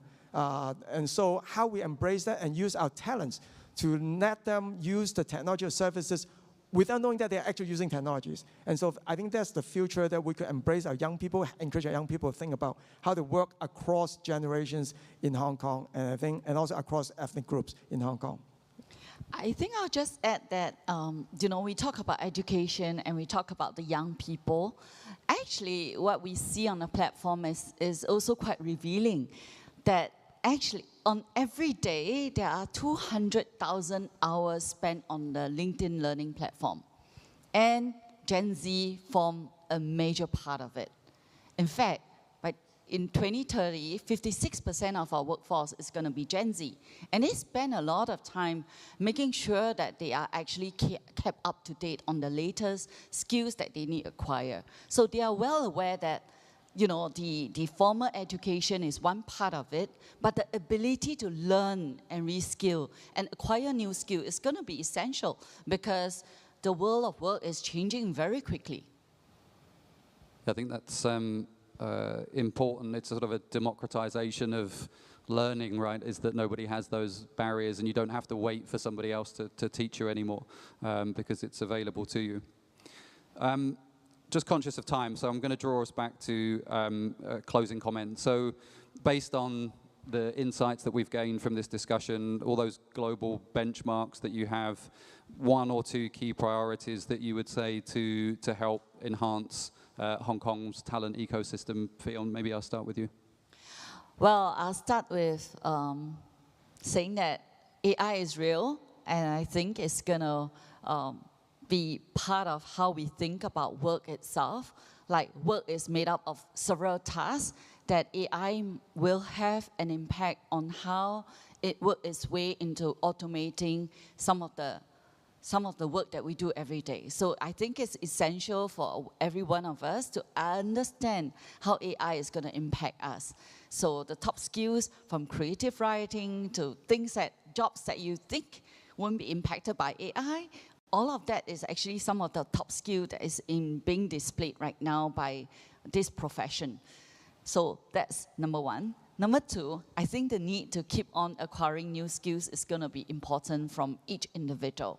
And thirdly, for companies to keep on investing into a human-centric, creating opportunities, because it's not enough to acquire and hire new people. You will run out of the people that you can hire. So the need to retain, retrain, and create opportunities for your people is going to be important. So that together, when all these work together, you can actually truly create a global talent hub. Great, thank you, Fion. David? I come back to a point I made earlier, and that is that things like pandemics don't recognize borders. The problems that we have to solve on a global basis. They're worldwide problems. And I think Hong Kong needs to play its role in promoting those solutions. Hong Kong needs to continue to work hard to develop partnerships. And if I could just give you a quick example of one. So Cambridge University and Hong Kong U have a dual degree scheme where students spend 2 years at Hong Kong U, 3 years at Cambridge.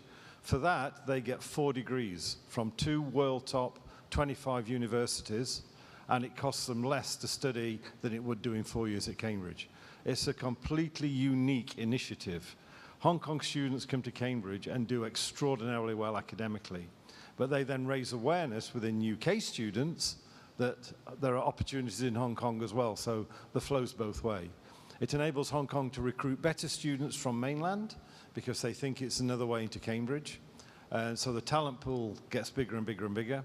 And then when people come here, the emphasis is on cultural integration. So I can say personally, I've never felt more welcome anywhere I've been, anywhere in the world, than Hong Kong. And that's the reason I keep coming back here. I made the fortunate decision in 2013 to do a year sabbatical here. It was either here or the States. And thank goodness I chose Hong Kong because, you know, the pleasure I've had out of repeatedly visiting this country and how welcoming and friendly everybody's been. And I think we need to communicate that better. Hong Kong is a genuinely friendly, embracing and cultural place that it's great to be a visitor rather than a foreigner. And I think there's a big difference there. So Hong Kong needs to keep doing what it's doing, but it needs to work harder on developing these relationships. And as I mentioned earlier, if Hong Kong universities hunt in pairs, I think they can tear trees up. And I don't mean that in a bad environmental way. And I think we can do a lot better. That's great. Thank you, David. Alfred? I will summarize with 3 E's. Number one, I really agree with you to engage them. Bring them over. I invited some of my friends from Italy, from the Middle East. Ask them to come. I invite my friends from Singapore. You mentioned Singapore.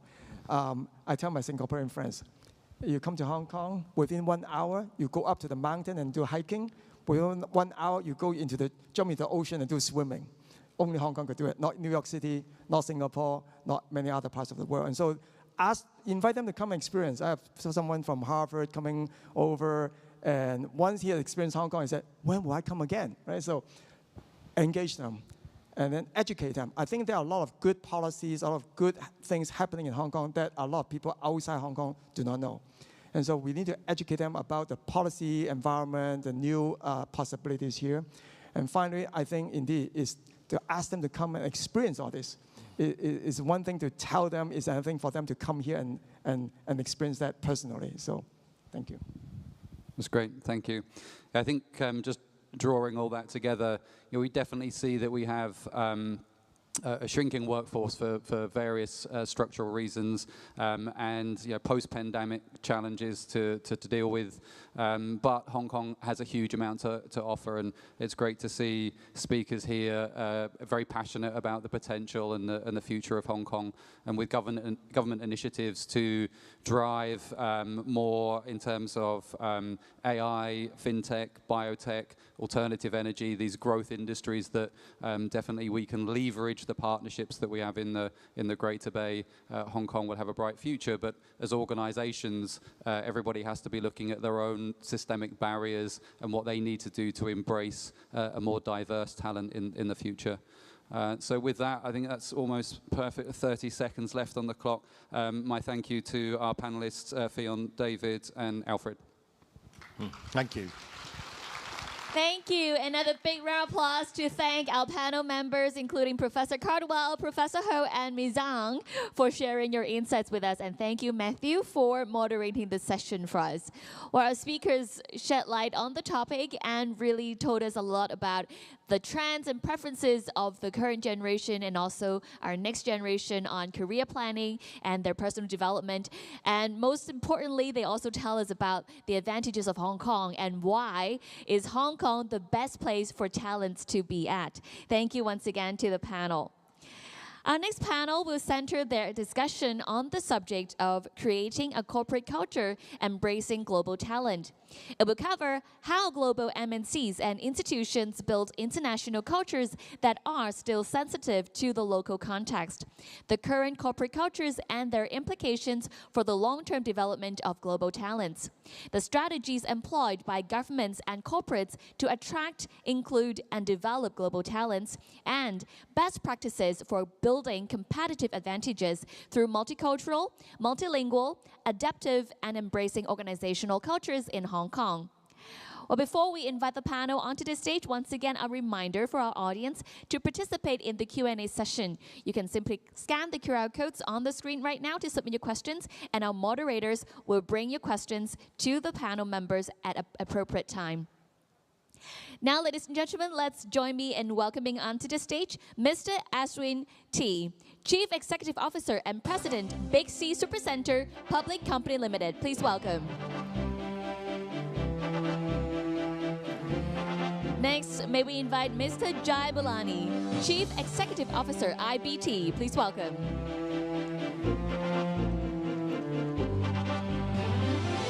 Now may we invite Mr. Peter Brown, MBE, Partner and Global Workforce Leader, PwC United Kingdom. Please welcome.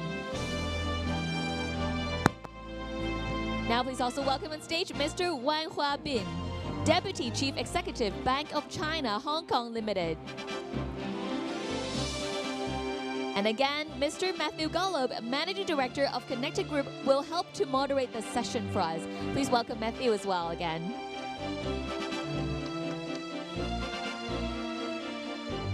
Now our guests are ready, and the stage is yours, Matthew. Thanks again. Okay, me again. Maybe I should have changed outfits so that I look different this time. This session, we are looking at creating corporate culture. So we are, moving from a slightly more macro view down into how do we embrace global talent at an organizational level.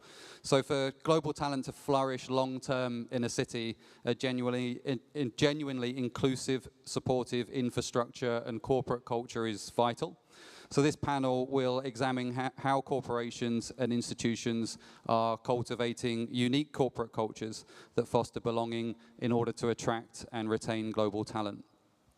Additionally, this discussion will highlight the significance of a positive, sustainable culture in driving organizational success and underscore Hong Kong's ambition to be a vibrant, welcoming hub for a diverse pool of talent.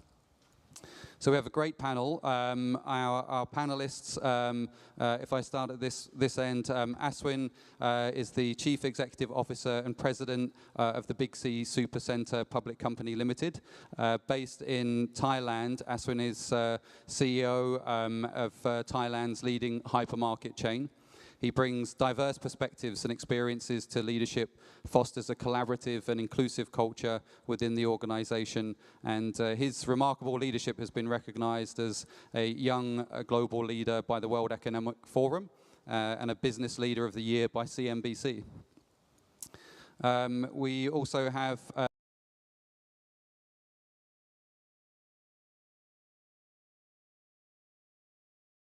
Jai Malani, Chief Executive Officer,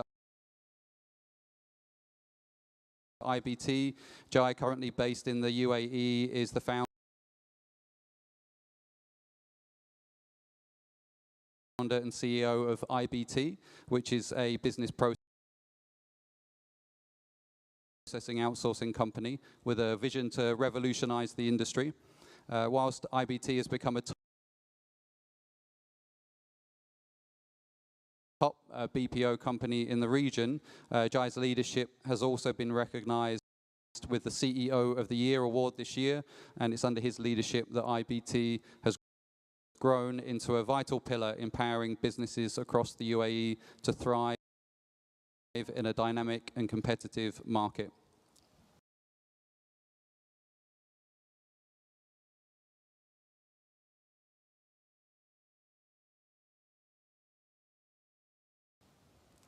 Then we have Mr. Peter Brown, MBE, Partner, Global Workforce Leader, PwC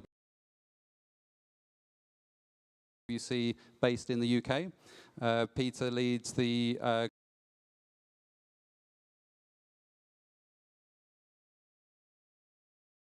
global people and organization practice that has over 7,500 practitioners in 138 countries and regions, advising clients on all elements of people and workforce to help them create and implement strategies that enable sustainable business, financial, regulatory, and customer outcomes.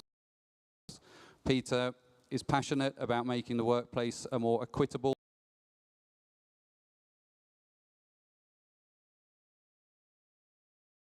diverse and inclusive place. He's also a PwC social mobility ambassador, which works to open up professional services to people of all backgrounds. And I think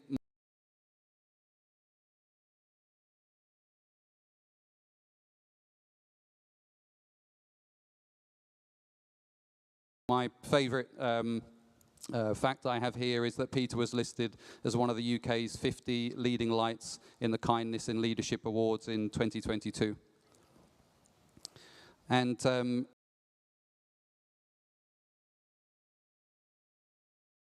finally, we have Mr. Wang, Deputy Chief Executive of Bank of China Hong Kong. Currently based in Hong Kong, Mr. Wang is the, as I said,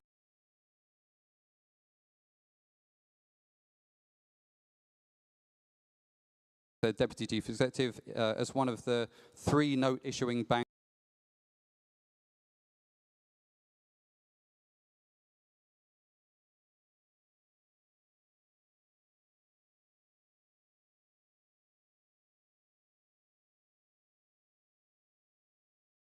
and the sole clearing bank for the RMB business in Hong Kong.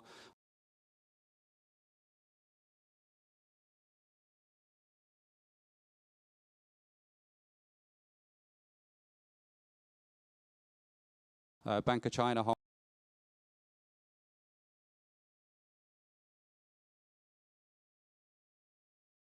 Kong has a strong market position in all major businesses, supported by leadership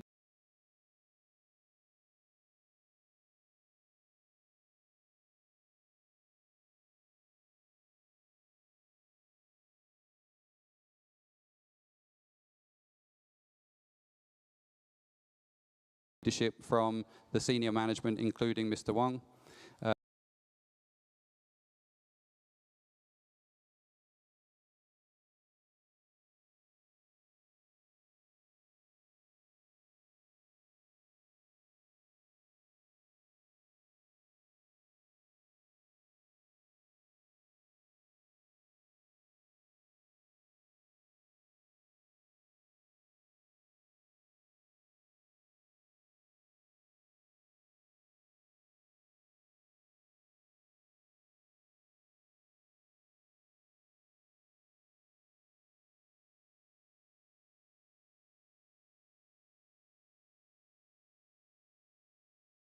Mr. Wang is well versed in international financial markets with extensive experience in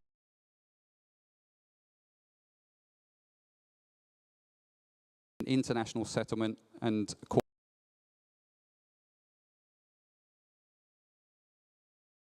corporate credit businesses. And the good news is I don't have to introduce myself again because you already met me on the last panel.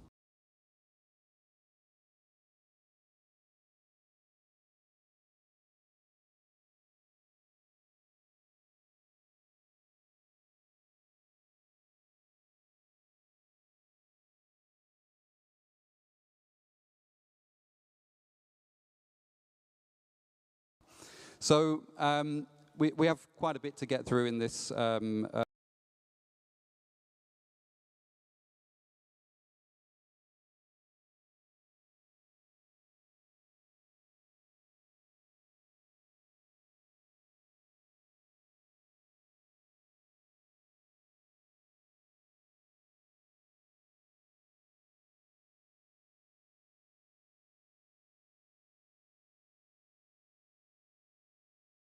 in this panel.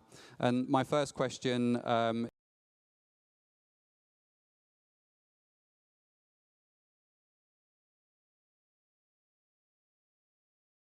is going to be sort of from your different context and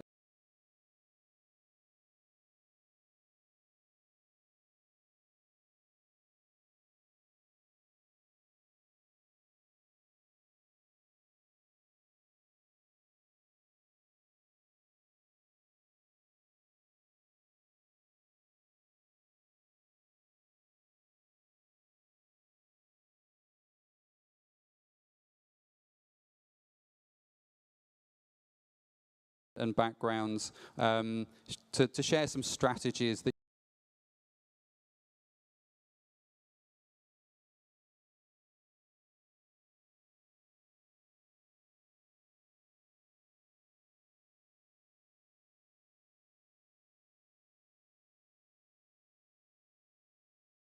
you've seen employed by governments and corporates to attract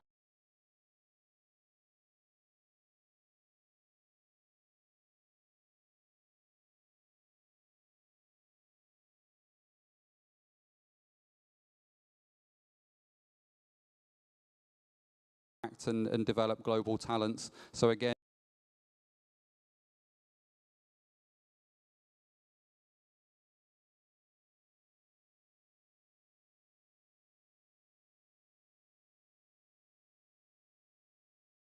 starting at a slightly higher level, and then we'll drill down. If I could start with you, Peter.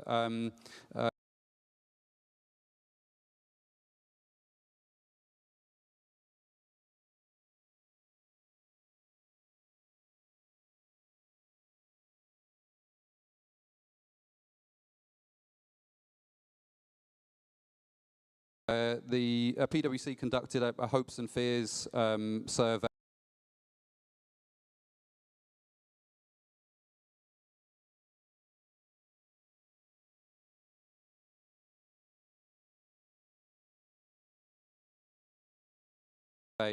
Which probably gives us some insights. Any examples?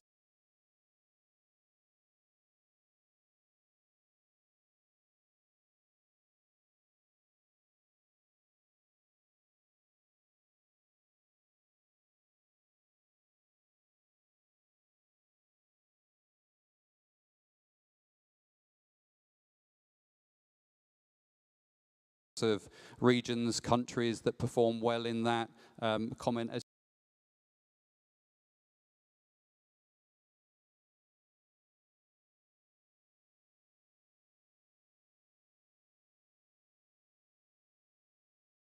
to why, any clients or PwC as an example maybe?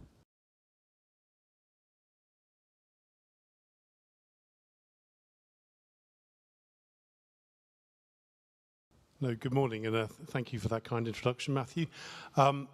You're right.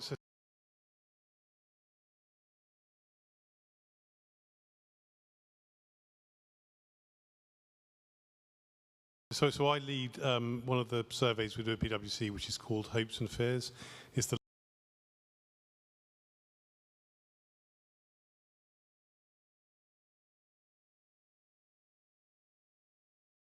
largest survey of workers around the world, and we do it around about this time of year, so we're just currently doing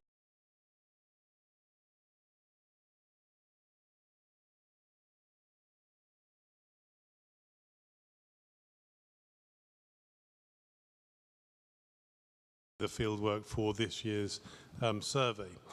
And what we're trying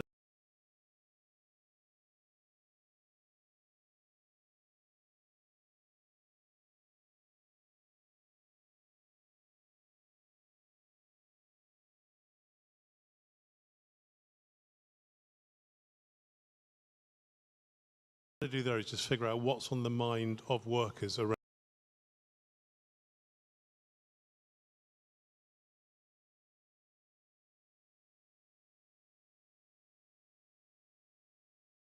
the world, and we do it deliberately to balance against what we release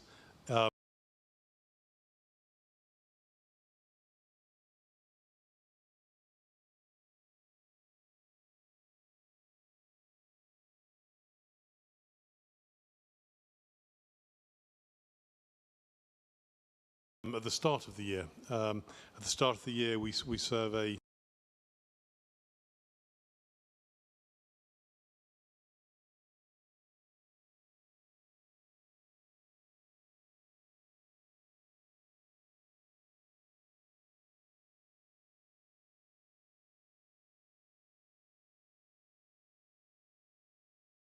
CEOs. It's called the PwC CEO Survey.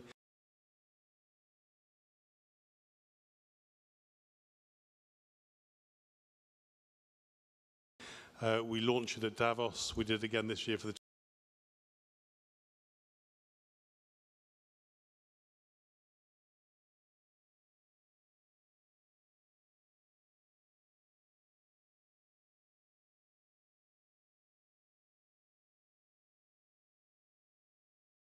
27th time. And I think, getting to your question, right, I think about my role in PwC. So PwC, we are a global professional services firm with some 345,000 colleagues around the world. So this challenge around attracting, retaining, motivating talent is something that's front of mind of all of us in PwC. You know, for us to be relevant to our clients and to the organizations we work with, we've got to have a workforce of talented, skilled colleagues who are representative of the clients in which we serve. So it's something that's constantly on our minds. So we're in 157 territories around the world with a large volume of colleagues. Now, if I turn to that first survey we do each year, the CEO survey, this year, so globally, 45% of CEOs say that unless their organization changes in the next 10 years, they will become irrelevant to their customers, to their stakeholders, to their colleagues, to their workforce. In APAC, it's slightly more pessimistic. 63% of CEOs say their organization needs to reinvent, to change, to transform, to maintain that relevance. And then if I bridge over to what workers are saying, broadly consistent globally, 40% of workers say that, you know, unless their organization change, they agree. And we know that workers are up for that transformation, for that reinvention challenge. And I think, look at all transformations over the years, and I think it was alluded to in the last platform, whether we're talking about AI, computer science, whatever the niche requirement is, and that's not to underplay the significance of those, a constant is actually human beings, human capability. And again, CEOs tell us that every year for the 25 of the 27 years we've done the PwC CEO survey. They say that human skills that are getting that talent are critical. Critical thinking, problem solving, able to network, be innovative, all those kind of things are front and center of mind. So I think that focus around workers. And I think, you know, despite some of the challenges around some parts of the world at the moment, and maybe a slight depression in terms of mobility of workers, you know, the cliche of the war for talent is over. Well, I think it is over because I think talent won. And the reality is talented and skilled individuals have a choice. And so organizations, countries, territories have really got to create, you know, an environment which attracts those skilled people. Now, clearly being paid fairly is probably number one on workers' mind, but there's so many more variables that organizations have to get right at the same time.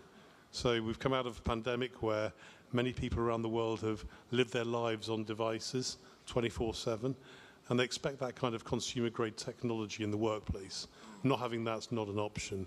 They expect to work for an organization that's got a clear purpose, beyond just a financial return. What does the organization stand for? They want to work for an organization where leaders listen, actively listen, and embrace their ideas. They want to work for an organization that is serious about inclusion and diversity. And they also want to work for an organization which is serious about investing in them as a human being and their skills, such that they remain relevant in the world of work. So there's a whole host of things for organizations to get right. And I think what I'm privileged to see with the organizations I work with personally, and as an organization, there are some organizations and countries that are really getting to grips around that. And for example, I know in Hong Kong, the TTPS scheme, you know, is a phenomenal way of attracting, I think, you know, talent from around the world. I was very privileged. I lived and worked in Hong Kong some 25, 30 years ago. I know what a vibrant place Hong Kong is. You're a hub of innovation. You're a hub of you know, just cultures, ideas, and you have been over the years. You many large international organizations started life in Hong Kong over 100 years ago. So I think Hong Kong actually on things like TPS, the talent exchange are just brilliant initiatives to attract that skilled work that is required to deliver that reinvention, the transformation that we know leaders and workers are saying is required to maintain relevance. Thanks, Peter. Definitely a long list of expectations that talent has that needs to be met. Jai, can I come to you? I think we're going to hear later from a speaker about the Middle East and the UAE in particular, how they've been evolving their approach to being more employee-friendly location and region. With your business based out of the Middle East, how have you been viewing that? How has that shifted the way that organizations approach talent? Good morning. Thank you for having me here. So I come from Middle East, to be specific, from Dubai. Now, Middle East have been known for, few decades ago, it was known for oil and gas-based economy, but not anymore, thanks to the leadership of the region, especially leadership of the UAE, and thanks to the people who have made the region so beautiful. Now, how did government and the region have attracted a lot of talent worldwide? We have more than 200 nationalities living in the region. So this journey have not started recently.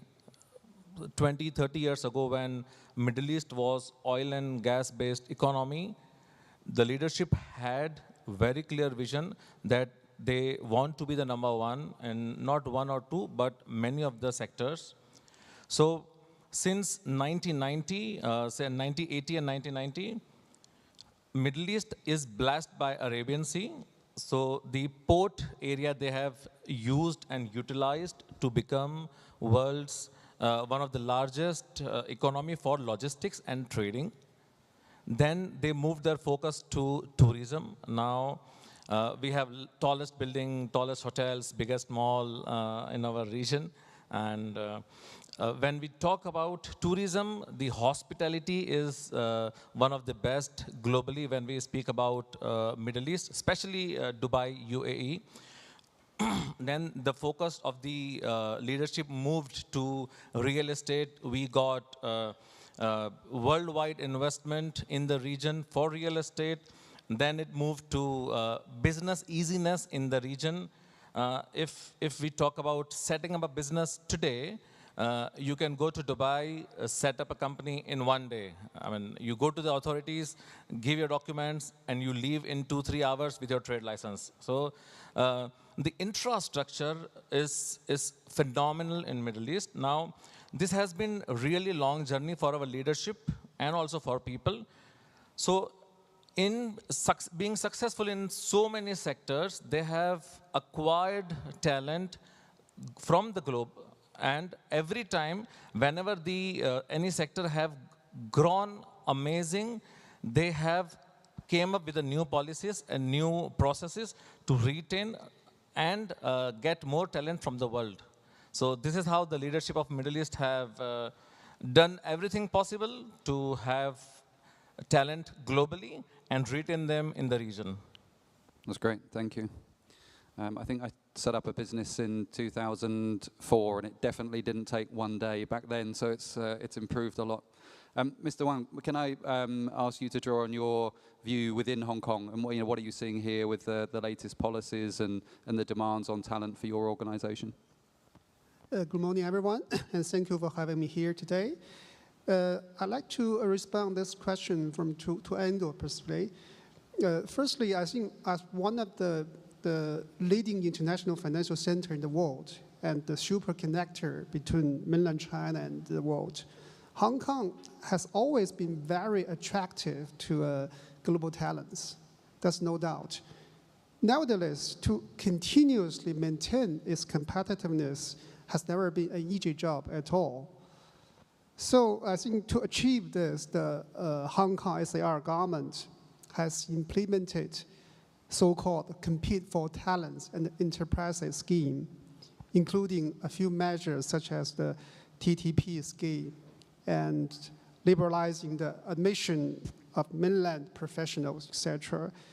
And more importantly, Hong Kong government not only introduced a high-level policy, but also offer a lot of support on the practical level.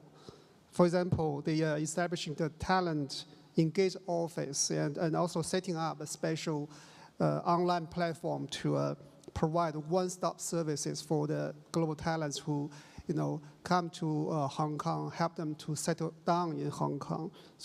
So I believe these measures will help Hong Kong to further strengthen its competitiveness in attracting global talents. But for BOC Hong Kong, as one of the leading banking group in Hong Kong, and also a main employer in financial sector, as you may know, we hire more than 12,000 talents, with different backgrounds in Hong Kong markets. So we warmly welcome, and also I think we will benefit from all this, schemes attracting talents introduced by the government. So therefore, we actively engage with the public sector to achieve the win-win results. We try our best to attract more talent to join Bank of China. And also, we also make some contribution to promote Hong Kong as a global talent hub. For example, we host a Talent for the Future seminar in collaboration with the Hong Kong Quality and Talent Migrants Association. So this seminar actually provides very valuable information and advice to those professionals who want to come to Hong Kong. We provide lots of information, for example, including the housing or schooling or career development, etc. So to summary very briefly, personally, because I'm the new joiner to Hong Kong, I'm very confident that Hong Kong will continuously be one of the top choices for global talents, particularly in financial and services sector. That's great, thank you. Aswin, last but not least on this question, I'm sure we're going to be keen to hear about the expansion plans of your business later, but maybe some insights on Thailand and its efforts to attract global talent. We've definitely seen more global talent coming from Hong Kong around the region and being based out of Bangkok. What's your view on that? Thank you. Thank you, Matthew. So thanks for having me here. It's always good to be warmly welcome to Hong Kong. And this is also Hong Kong charm to attract talents globally. So from Thailand, we have a lot of things to do. And this is based on my personal opinion, not from any official view from the country itself. But first of all, for any countries globally to attract people, we have to create opportunities to grow professionally and to live sustainably in any country that we plan to do. For Thailand, there's still many things that we need to do in order to create jobs and growth opportunities for the people. But also one lucky thing is that we have the country. We have many provinces where we have nice neighborhood, and we now have been taking ways to live sustainably, many green energy projects, many new green initiatives that we try to do in the country, and many beaches in Phuket or in Chiang Mai, in the mountain area or in Bangkok. So we have that, but still the clear thing is that how we can create environment that we can entice global talent to be in Thailand. We believe that talents want to be associated with talents. They want to work with people who can help them grow professionally, and also at the same time, companies in Thailand, we need to create environment that they can expand and then can also expand their boundaries and to grow. We have many things to learn from Hong Kong. Hong Kong has many things to offer. For example, the support from China, and at the same time, and also many global companies operated in Hong Kong. So these are the things that we need to do. The Thai government now have embarking on many important projects such as Land Bridge, which is a big giga-billions projects that they need to expand so that we can cut down logistic time from the west part of Thailand to the eastern part of Thailand, so they don't have to go to the Singapore or Malaysia now to go to the Pacific Ocean. So these are some examples that we try to do. Eastern Economic Corridor is something that we would like to create a special zone for manufacturing, especially for the high-tech communities, data centers. And last week we just welcomed the chairman of Microsoft to Thailand, and he also mentioned that to expand to data centers, and we have many green electricity projects to support all types of the data center. So these are the things that we need to do, but the reality we have to wait, because it takes time. Because in order to be the global destination, we need to ensure that the fundamentals like universities, academic institutions, we need to be strong enough to develop our management skills and also technical skills. Most of the things that Hong Kong already have that in place. Yeah. That's great. Thank you for those insights. So let's move on to this idea of having an international corporate culture that also balances the local context, right? And I think that that's based on our previous panel as well, some of the challenges that we can face in Hong Kong. Peter, maybe I can ask you first, sort of PwC is a global business, and obviously has to adapt to local cultures. You work with clients that probably face some of the same challenges. How do you see this being dealt with in the best way? If I start with the word culture, because I hear it bandied around a lot, as I'm sure many of you do, this culture, and for me it's such a critical enabler of what you're trying to do as a business. And simply put, the way I just defined it is just how stuff gets done. It's kind of the identity of an organisation, how it looks, how it feels. How does it feel for people to work there, for your customers to engage with you? I say that because so often I see sort of culture sort of thrown away as always just a fluffy thing that isn't important. It's so important, I think, to really focus on culture and to get that right. And if I go back to one of the things that drives us and many of our clients, right? If some of the data from the hopes and fears, only 50% of workers around the world say that they feel kind of connected to the organisation in which they work. And you might think, well, so what? Why is that important? I think it's important back to where I started around this era of transformation, of reinvention, in which all organisations are going through in order to maintain their competitive edge, to maintain their relevance against some huge challenges. The previous panel we talked about, the climate challenge, disruptive technology, aging workforces, geopolitical tensions around the world, and social instability. They're huge things that the human race has got to deal with, as well as organisations. So it's a really, really hard time to actually lead, I think, and work in that environment. So I think one really focusing on cultural levers. To your point around PwC, as I mentioned before, so we're in 157 territories.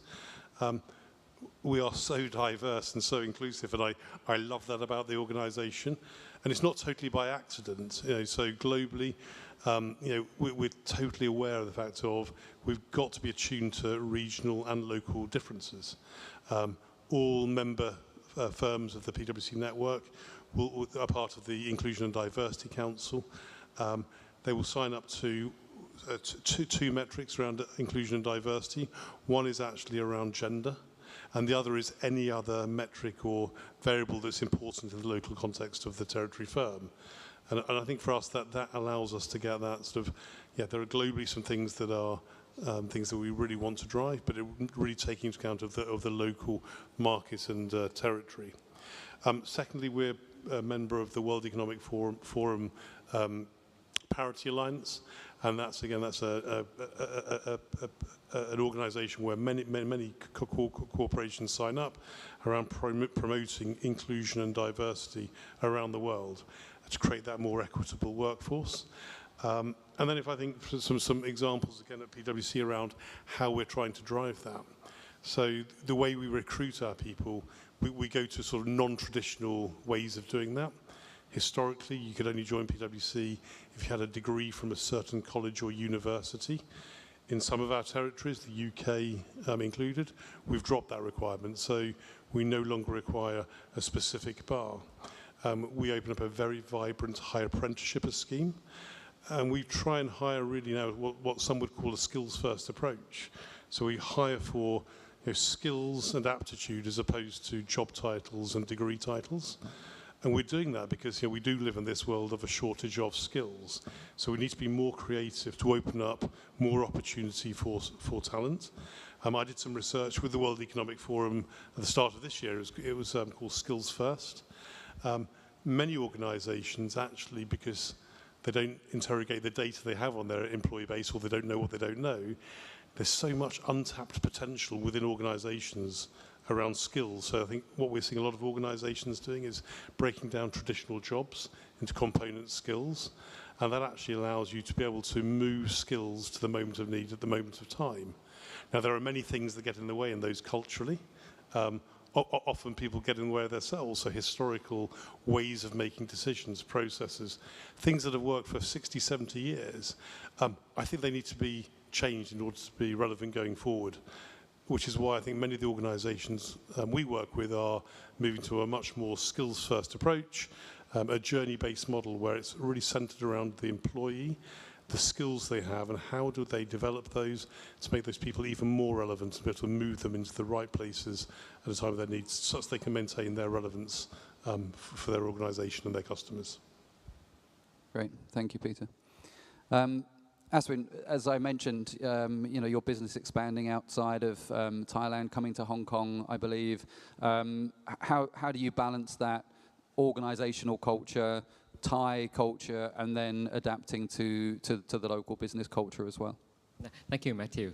Before coming to Hong Kong, our BJC in Big C have about 60,000 employees in 7 countries out of the 10 in Southeast Asia. So we always take culture, local culture, very close to our heart because we're operating in Laos, Cambodia, Malaysia, Singapore, and Vietnam. So we always have our strong team there.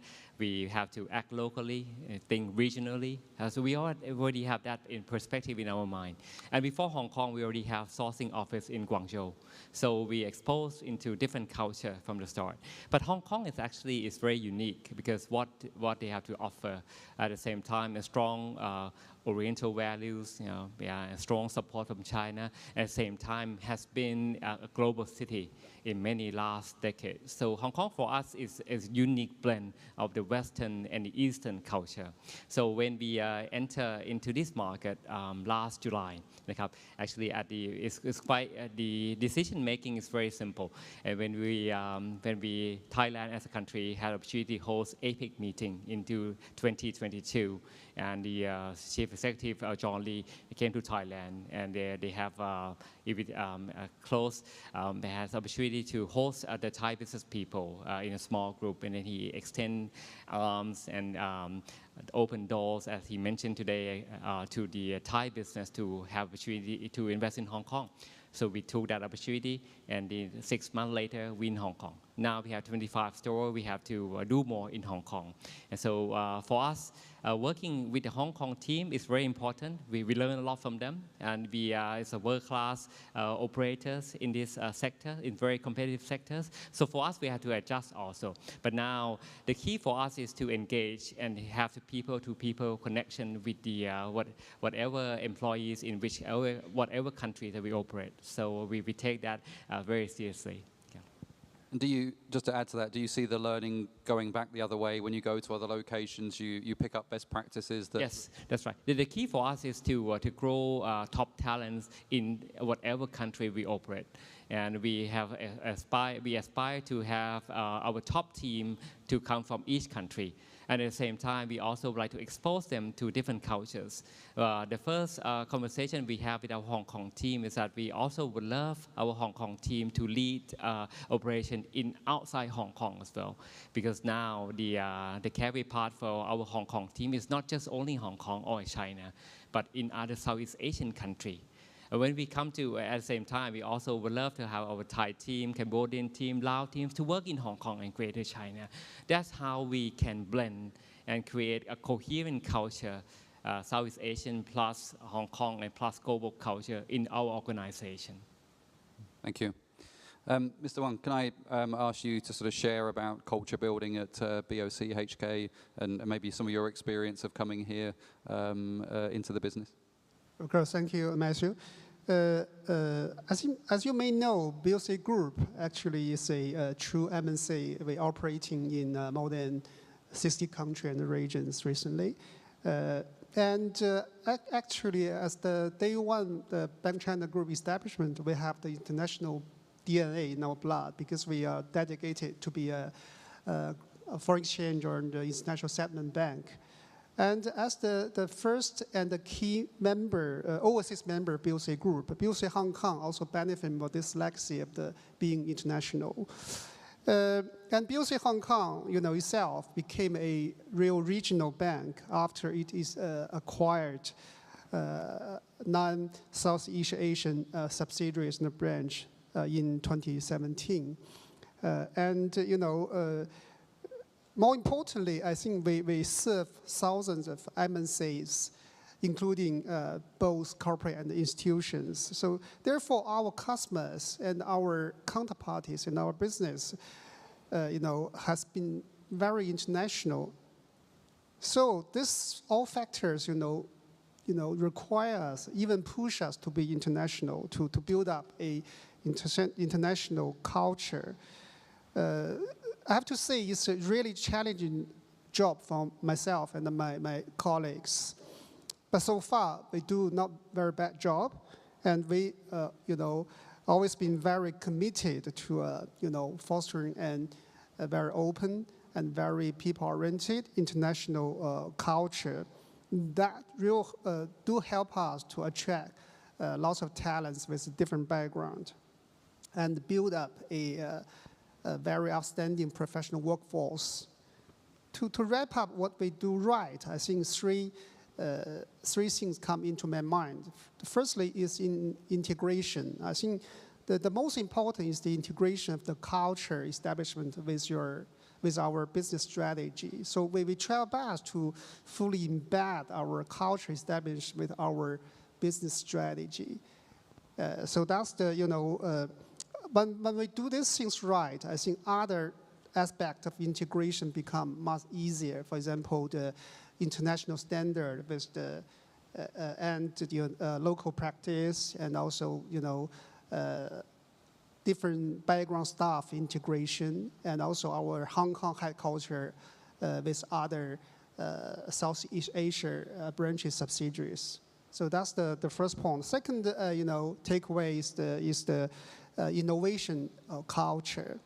So I think any organization operating in different markets will face the barriers or conflict, caused by different market, different legal system or regulation system, and also even language.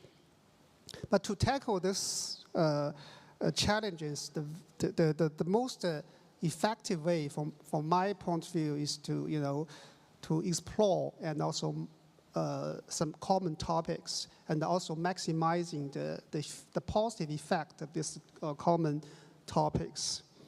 I think the science, technology, digitalization, or ESG, these topics, this type of common topics is very important for us.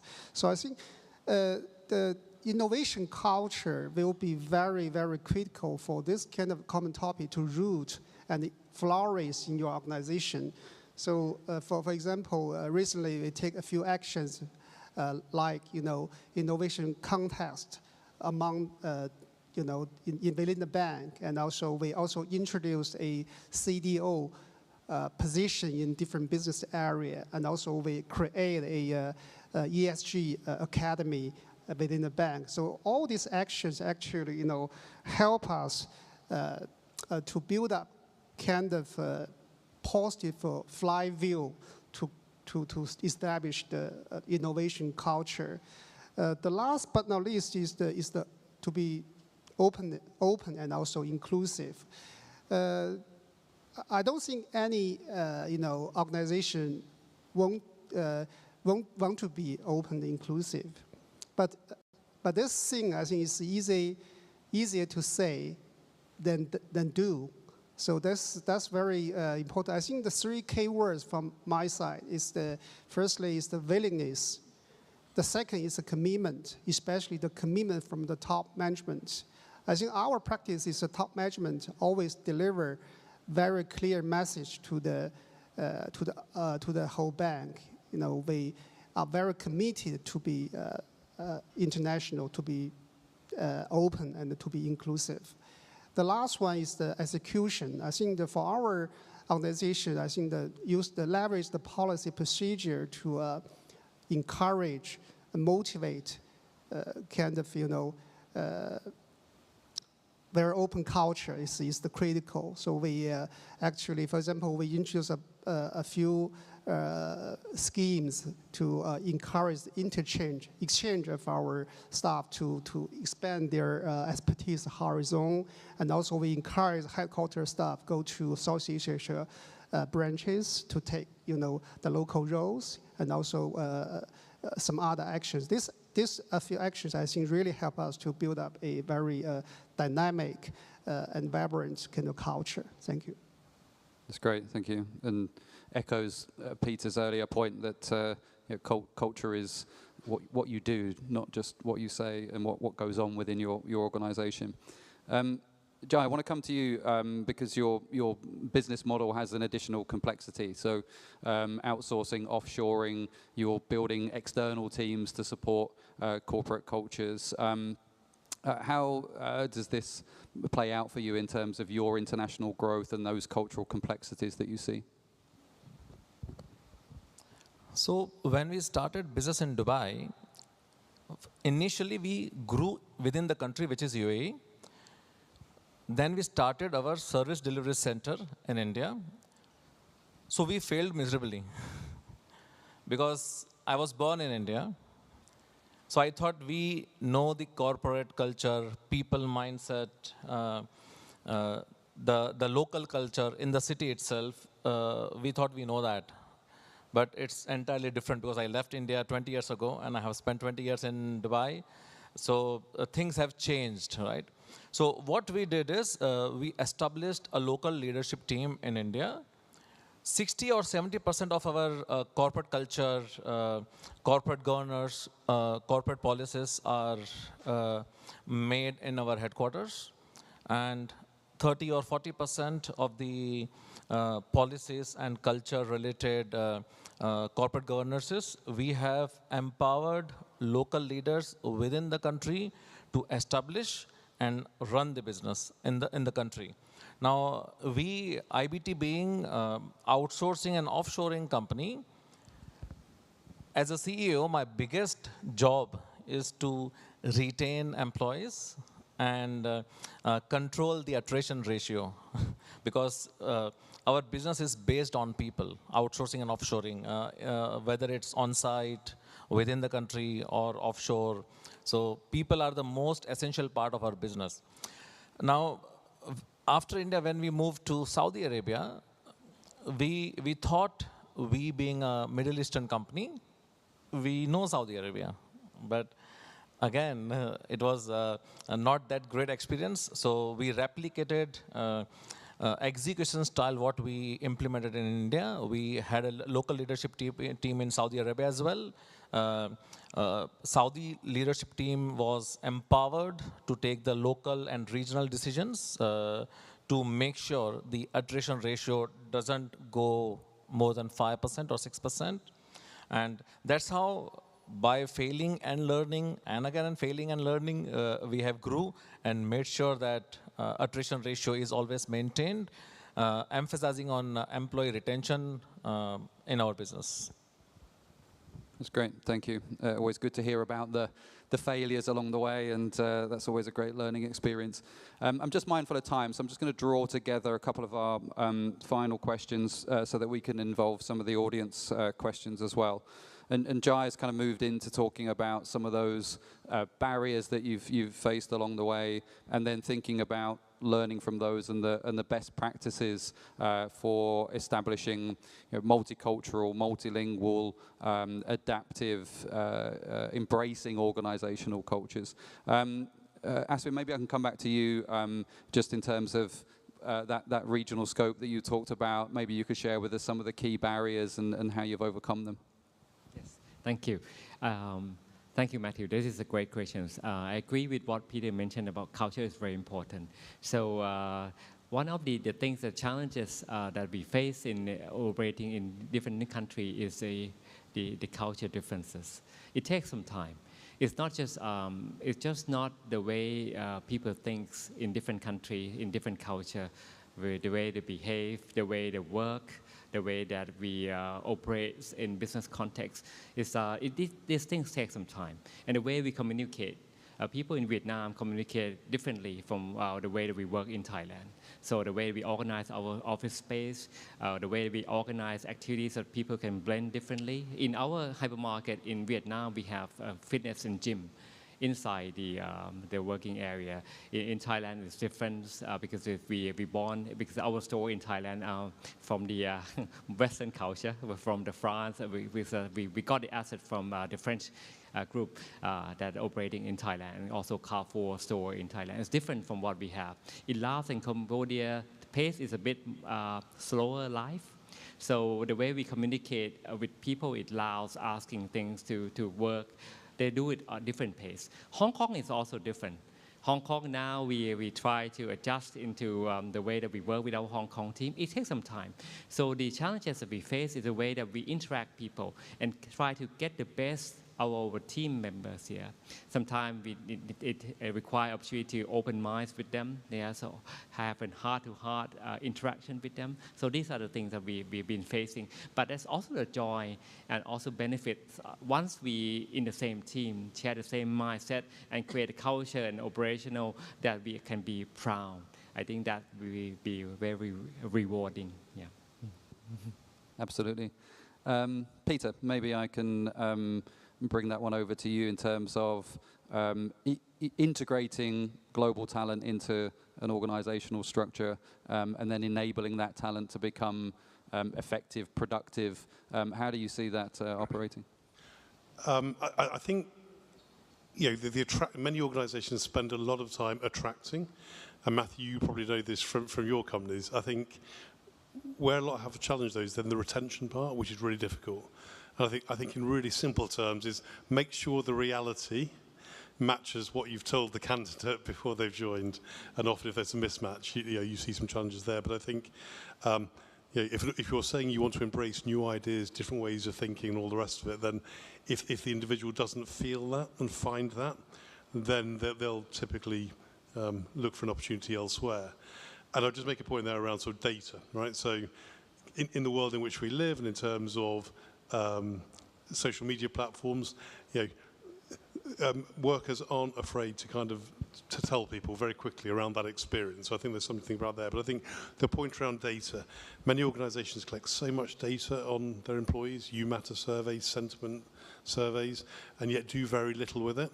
I'm going to mention two letters that haven't been mentioned in this panel yet, but it would be a crime not to, which is AI and Gen AI, right? So the ability to use Gen AI now to exploit that data to really understand what your workers are saying, what they want, is something I'd definitely advocate.